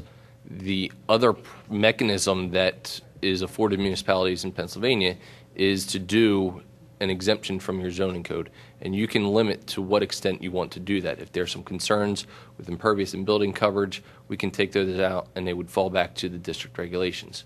The natural resource, the one natural resource that we do regulate, too, riparian buffers and steep slope disturbance. Those are things that we're not talking about trees, we're talking about those two items, and public works projects, things like that, could have significant bearing on that. This ordinance was intended when we're doing projects that are in the public interest and in the greater good of the community. So we're not out there as a private citizen developing for private gain. These are things that are only done when there's an absolute need to. So there is a mechanism, and the mechanism is what we're following now, and every landowner that does not agree with the code can come in and petition the commissioners to amend the code. And that's just a normal process because your code cannot stay stagnant. It's got to update, and it's got to come to modern times. So there's a process for that, and people are taking advantage of it. We're just seeing an influx of it now with the different projects that are coming in front of us. So I think what makes more sense is something much more restrictive that would, be much more specific, that it's either an emergency or it's something. Yeah, and really, Kevin, we only need to relax Who would be the standards determined on. appropriate governing body in this situation? It would be the Board of Commissioners would ultimately be the ones that have the final say under this code. But they already can. Final do say or this. only say? So in other words, They have the final say. I mean, a project for approval would come up in front of them, and it'd be a public meeting, a public approval process, public participation. and only that. commissioners So we ultimately- would not see it first. Yeah. So that's really how this is streamlining, is you're skipping that step. Well, what would normally happen if the commissioners only needed to install a stormwater management facility, and I'll just use that because it's the hot topic over at North Wayne Field, and there were steep slopes that needed to be disturbed as a result of that. There's one of two options. They go to the zoning hearing board and get a variance for that and go through that process and prove the hardship, which in most cases they'll get it, but you're talking, a 30 to 60-day delay in getting that done. Or they amend the ordinance each and every time that they wanted to do something that they couldn't do because the ordinance prohibits them and holds them to the same standard as a private industry. The difference is that the municipality is acting on behalf of 30,000 people and not a private corporation. So that's where the distinction is in how the municipality is treating themselves. because they're looking after the greater good of the community. At the end of the day, and I might be talking myself into this thing now, but at the end of the day, we could come up with all these restrictions and then go through the process and take a recommendation to Board of Super Commissioners, don't do it, don't do it. At the end of the day, they can just go ahead and vote and do it anyway, right? Ultimately, the commissioners can approve any ordinance that they want, and they can direct staff to prepare any ordinance. So whether it's this body or some future board that may be opposed to something that a past board had done, they can make an ordinance and they can overturn any zoning. Absolutely. So at the end of the day, it doesn't really matter, because if they want it, they're going to get it, whether it's streamlined or whether it's long and arduous. Correct. Okay, so it really doesn't matter, and there's going to be a public hearing in front of the Board of Commissioners anyway. So the Not a public hearing, but a public meeting. Public meeting. So the public will be included anyway. Only if they know about it and there's no reason. So there should be advertising. Yeah. The difference is the process is greatly quicker. shortened. And because the process is greatly shortened, the public doesn't get the input that they would normally get. From a procedural standpoint, first of all, I have a quick question. This thing does specifically not talk about PLU, but just buildings, lands, blah, blah, blah, operated, owned, or leased by Radnor Township. So this does not include Radnor Township School District, or it does? No, it does not. Okay, so that was one question I had here. The other thing that's different on this is just that whereas currently, if you want to do something in the township, whether it's an emergency or not, currently, if it conforms to ordinances or zoning, they vote on it at a public meeting and make a decision to do something, and they do it. Correct. And if it doesn't conform to current zoning, there's a process that they have to go through, whether they either decide to go to the zoning hearing board or they amend their own ordinances. That's the way things are currently happening. That's right. That's not the way things had happened in the past. Right. The way I'm reading this is basically they can do anything they want, because in any circumstance they can set their own building and impervious coverage limitations, area, quantity, dimensional requirements. There's no process to any of that. It's just, nope, we decided we want to have a 75-foot high building, so we're just going to have one. And pave the entire lot, and they don't even have to come to planning to get our impact put on it. Whereas at least under our current scenario, at the end of the day, they can still vote to change an ordinance and vote for a 75-foot building, but at least they'd have to come to planning first, right? Or even sit at their own meeting and talk about the fact that they're not going to meet their own zoning requirements. This thing just kind of allows them to, they don't have zoning requirements.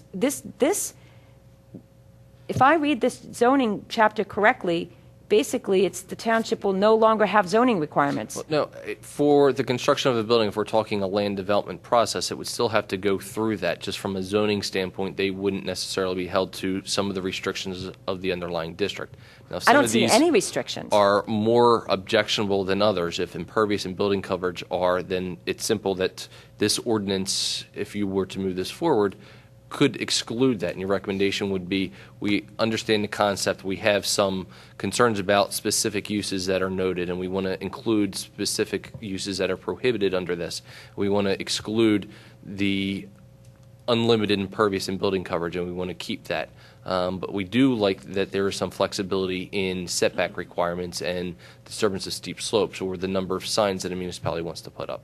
I mean, I could go through all of the properties that are owned by the Radnor Township that have received approvals throughout the years and find out that there are a variety of zoning violations on those. Because things in the past sometimes were just done, sometimes even without the commissioner's approval. It's just, that's the way things operated. And this at least is going through and bringing it up as part of a public process. And the ordinance is probably not perfect. And from hearing your concerns, there would be things that if I were to draft this again, I would take out, particularly the building and impervious coverage. But some of the other things I think I would keep in from a natural resource disturbance, because I think having Public Works the ability to make a repair or put in a stormwater management facility without having to go get a variance from our steep slopes is probably something that we really should consider. And Maybe at the end of the instead- day, the commissioners are really approving projects that are in the public interest. Maybe instead we should be addressing that particular concern, is that for stormwater management, we can relax the standards for those issues that you, steep slopes, the setbacks and things like that.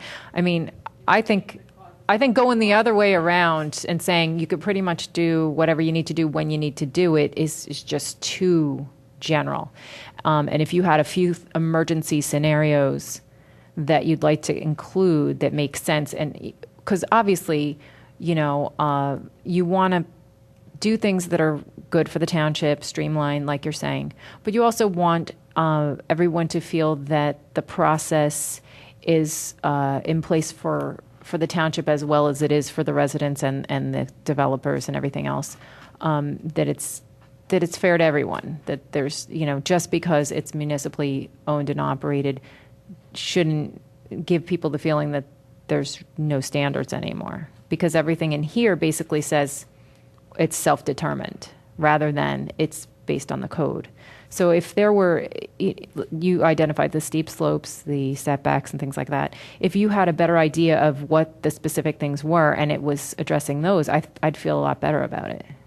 I do discuss those in the memo on that on the front page of that, and it can range. I mean, we're talking about an emergency, but what if it's the addition of a restroom facility in a park and we need to disturb some steep slopes because putting it in that location avoided, running, hundreds of feet of lateral to get it out of those steep slopes. You can't just say in an emergency situation because that's undefined. So you're dealing with stormwater management. You could be dealing with park and recreational facilities. You can be dealing with signage at a park.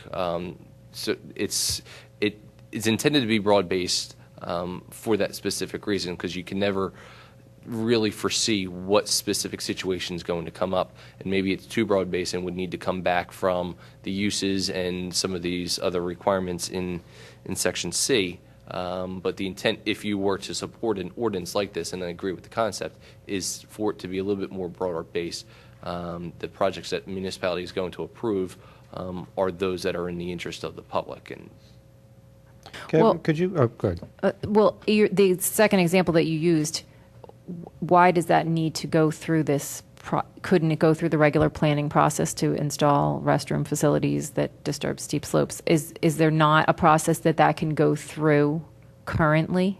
yes, it would have to go to either the zoning hearing board, or they would have to amend the ordinance for that specific item, and that would be steep slopes in that instance.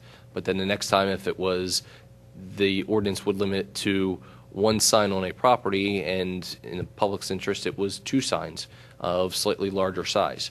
Then they would have to go back, and we'd be back here discussing that specific ordinance to amend 4 signs in that, and you start doing things in a piecemeal approach. Why would you have to amend the ordinances? If you were a private person who had a good reason to have a bigger sign that was allowed, wouldn't you go for a waiver, or is that a variance? It's a variance. Why wouldn't they just do that? Well, you could, and you could do that for each. You don't have to keep amending the ordinances. Well, You no, could just you- work it the same way a private person would. As I said, you have 2 options. You can go and do a zoning hearing board each and every time and go through that 30 to 60-day delay, or you do it once. So for those things that are under municipal control, this is not for any other corporation but the municipality. Can you, I think you understand the concerns here. Absolutely.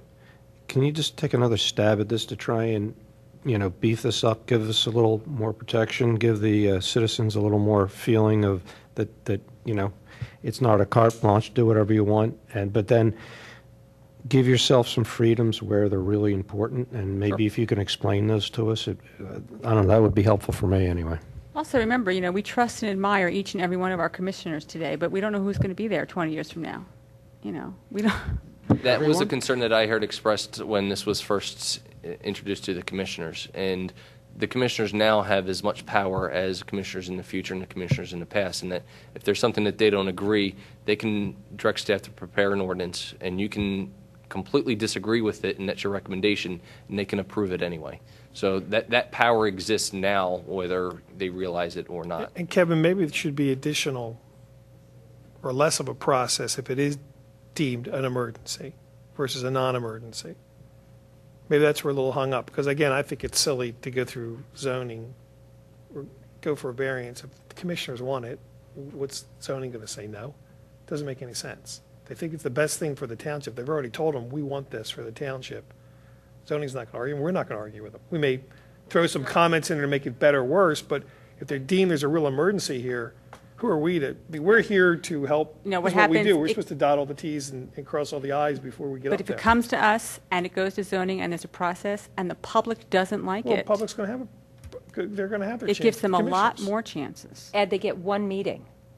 They get one. Again, if it's deemed an emergency, maybe that's all we do need. Well, an what I'm saying. emergency isn't a Maybe to me restroom it's- that needs to be moved. I don't know that an you know. electronic Right. sign is an emergency. I would agree. I'm And even sorry. even if the public in a situation gets many chances to see something, and the commissioners can still make their decision, that's fine. But then they're not going to get All right. reelected. You know. That's the All right, process. so, public comment? I'd like to make one comment here. Go ahead. Just before, Just not enough. She- Timing. Sorry, Doug. it's all right. You made the comment that you've seen this happening, and it seems like Villanova's coming in. We've done this already. We did it with the Rite Aid, with the drive-through type of thing. Are we going to start making this our standard practice? Oh, if somebody doesn't like what we're doing, we're going to revise the ordinances and Well, Rite Aid, actually, the zoning board suggested that the ordinance be updated to allow a drive-in there. When the Rite Aid first came before the zoning board, we turned it down for the drive-through, but said if the ordinance had approved it, we would have approved it, because we felt that it was needed for the facility on there, or it was a good use, a single lane. So and then it went back again, and Rite Aid, actually, I think, was reviewed about over 3 or 4 years. It took forever for that to go through ad nauseum, but and the bed and breakfast, the zoning board felt that that was a good use of that, and the ordinance should be updated. But to have certain things come in that are like a huge change of everything, just so that one institution or one developer can do what they want. I'm really concerned with seeing over the past year these things happening. There's 2 huge projects here that can totally change the feel of Radnor Township. And we're looking at new Guys are ordinances. way off the just- subject. It's you're- nothing well, you asked me nothing a to do with question. this. Let's Okay. keep moving. Public comment? Jim Schneller. I've been to many planning commission meetings. I wanted to, Jim, I'm going to ask you to get right to your point, please. On- You can hold all the rhetoric, just get right to your comment. I wanted to comment that despite the emphasis on emergency and streamlining, there's not a single word in this section about streamlining. It's probably obvious to you all that this will streamline any project. As a statute, it says nothing about absolute need. It doesn't even say public interest. It's talking about accessory uses. Another point I wanted to make is that the Board of Commissioners meetings only have generally 24-hour notice. It's technically 48, but they essentially occurring on Mondays usually post notice that morning. So, or maybe on Friday, in which case I'd be talking 36 hours or 72. That certainly is enough notice for any kind of structure or accessory structure to go up on any township parcel. And finally, if you do deliberate on this and go about adjusting Section C to make a difference for the commissioners from the regular zoning procedure, every step you take is an act of special interest action. That's inappropriate. You're opening yourselves up for a lot of criticism, or the township, or the future statute, for a lot of criticism, because there are obvious beneficiaries of this. And I think, in all honesty, the Board of Commissioners seeks a buffer to what is unconstitutional action. The means of transparency and due process to the public are very rigid in our state, and I hope you'll uphold them by making this a nullity. Thank you. Thanks, Jim. Any other public comment? May I have a motion? Do you have to move on this one? You're not there yet. I'll move that maybe if Kevin can go back and try and redraft this to take into account some of our concerns. and then let us have another look at it. So a motion to table. Do I have a second? Second. I have a second. All in favor? Aye. Anyone opposed? Motion carries. Any old business? Any new business? Any final public comment? Keep it short, guys, please. For a little diversion, there has been a second issue with a structure circumventing the HARB code. It's a matter of a house on Poplar Avenue that was initially stated to, was approved to be rebuilt. Essentially, the two-wall requirement was met in the plans. But the two walls came down, and apparently it was just due to meetings with community development. The first case you may remember was on West Wayne, near Whitlow on the other side, where they came before the board and established to the outcry of the neighbors that there were termites, but demolition had been approved without that. So I'm wondering if in your spare time or together with the HARB, you could have a look at ways to prevent any means of circumventing the demolition requirements. And it's a glaring issue, and since it's come up again, perhaps there'd be some effort. Thank you. Thank you, Jim. Baron?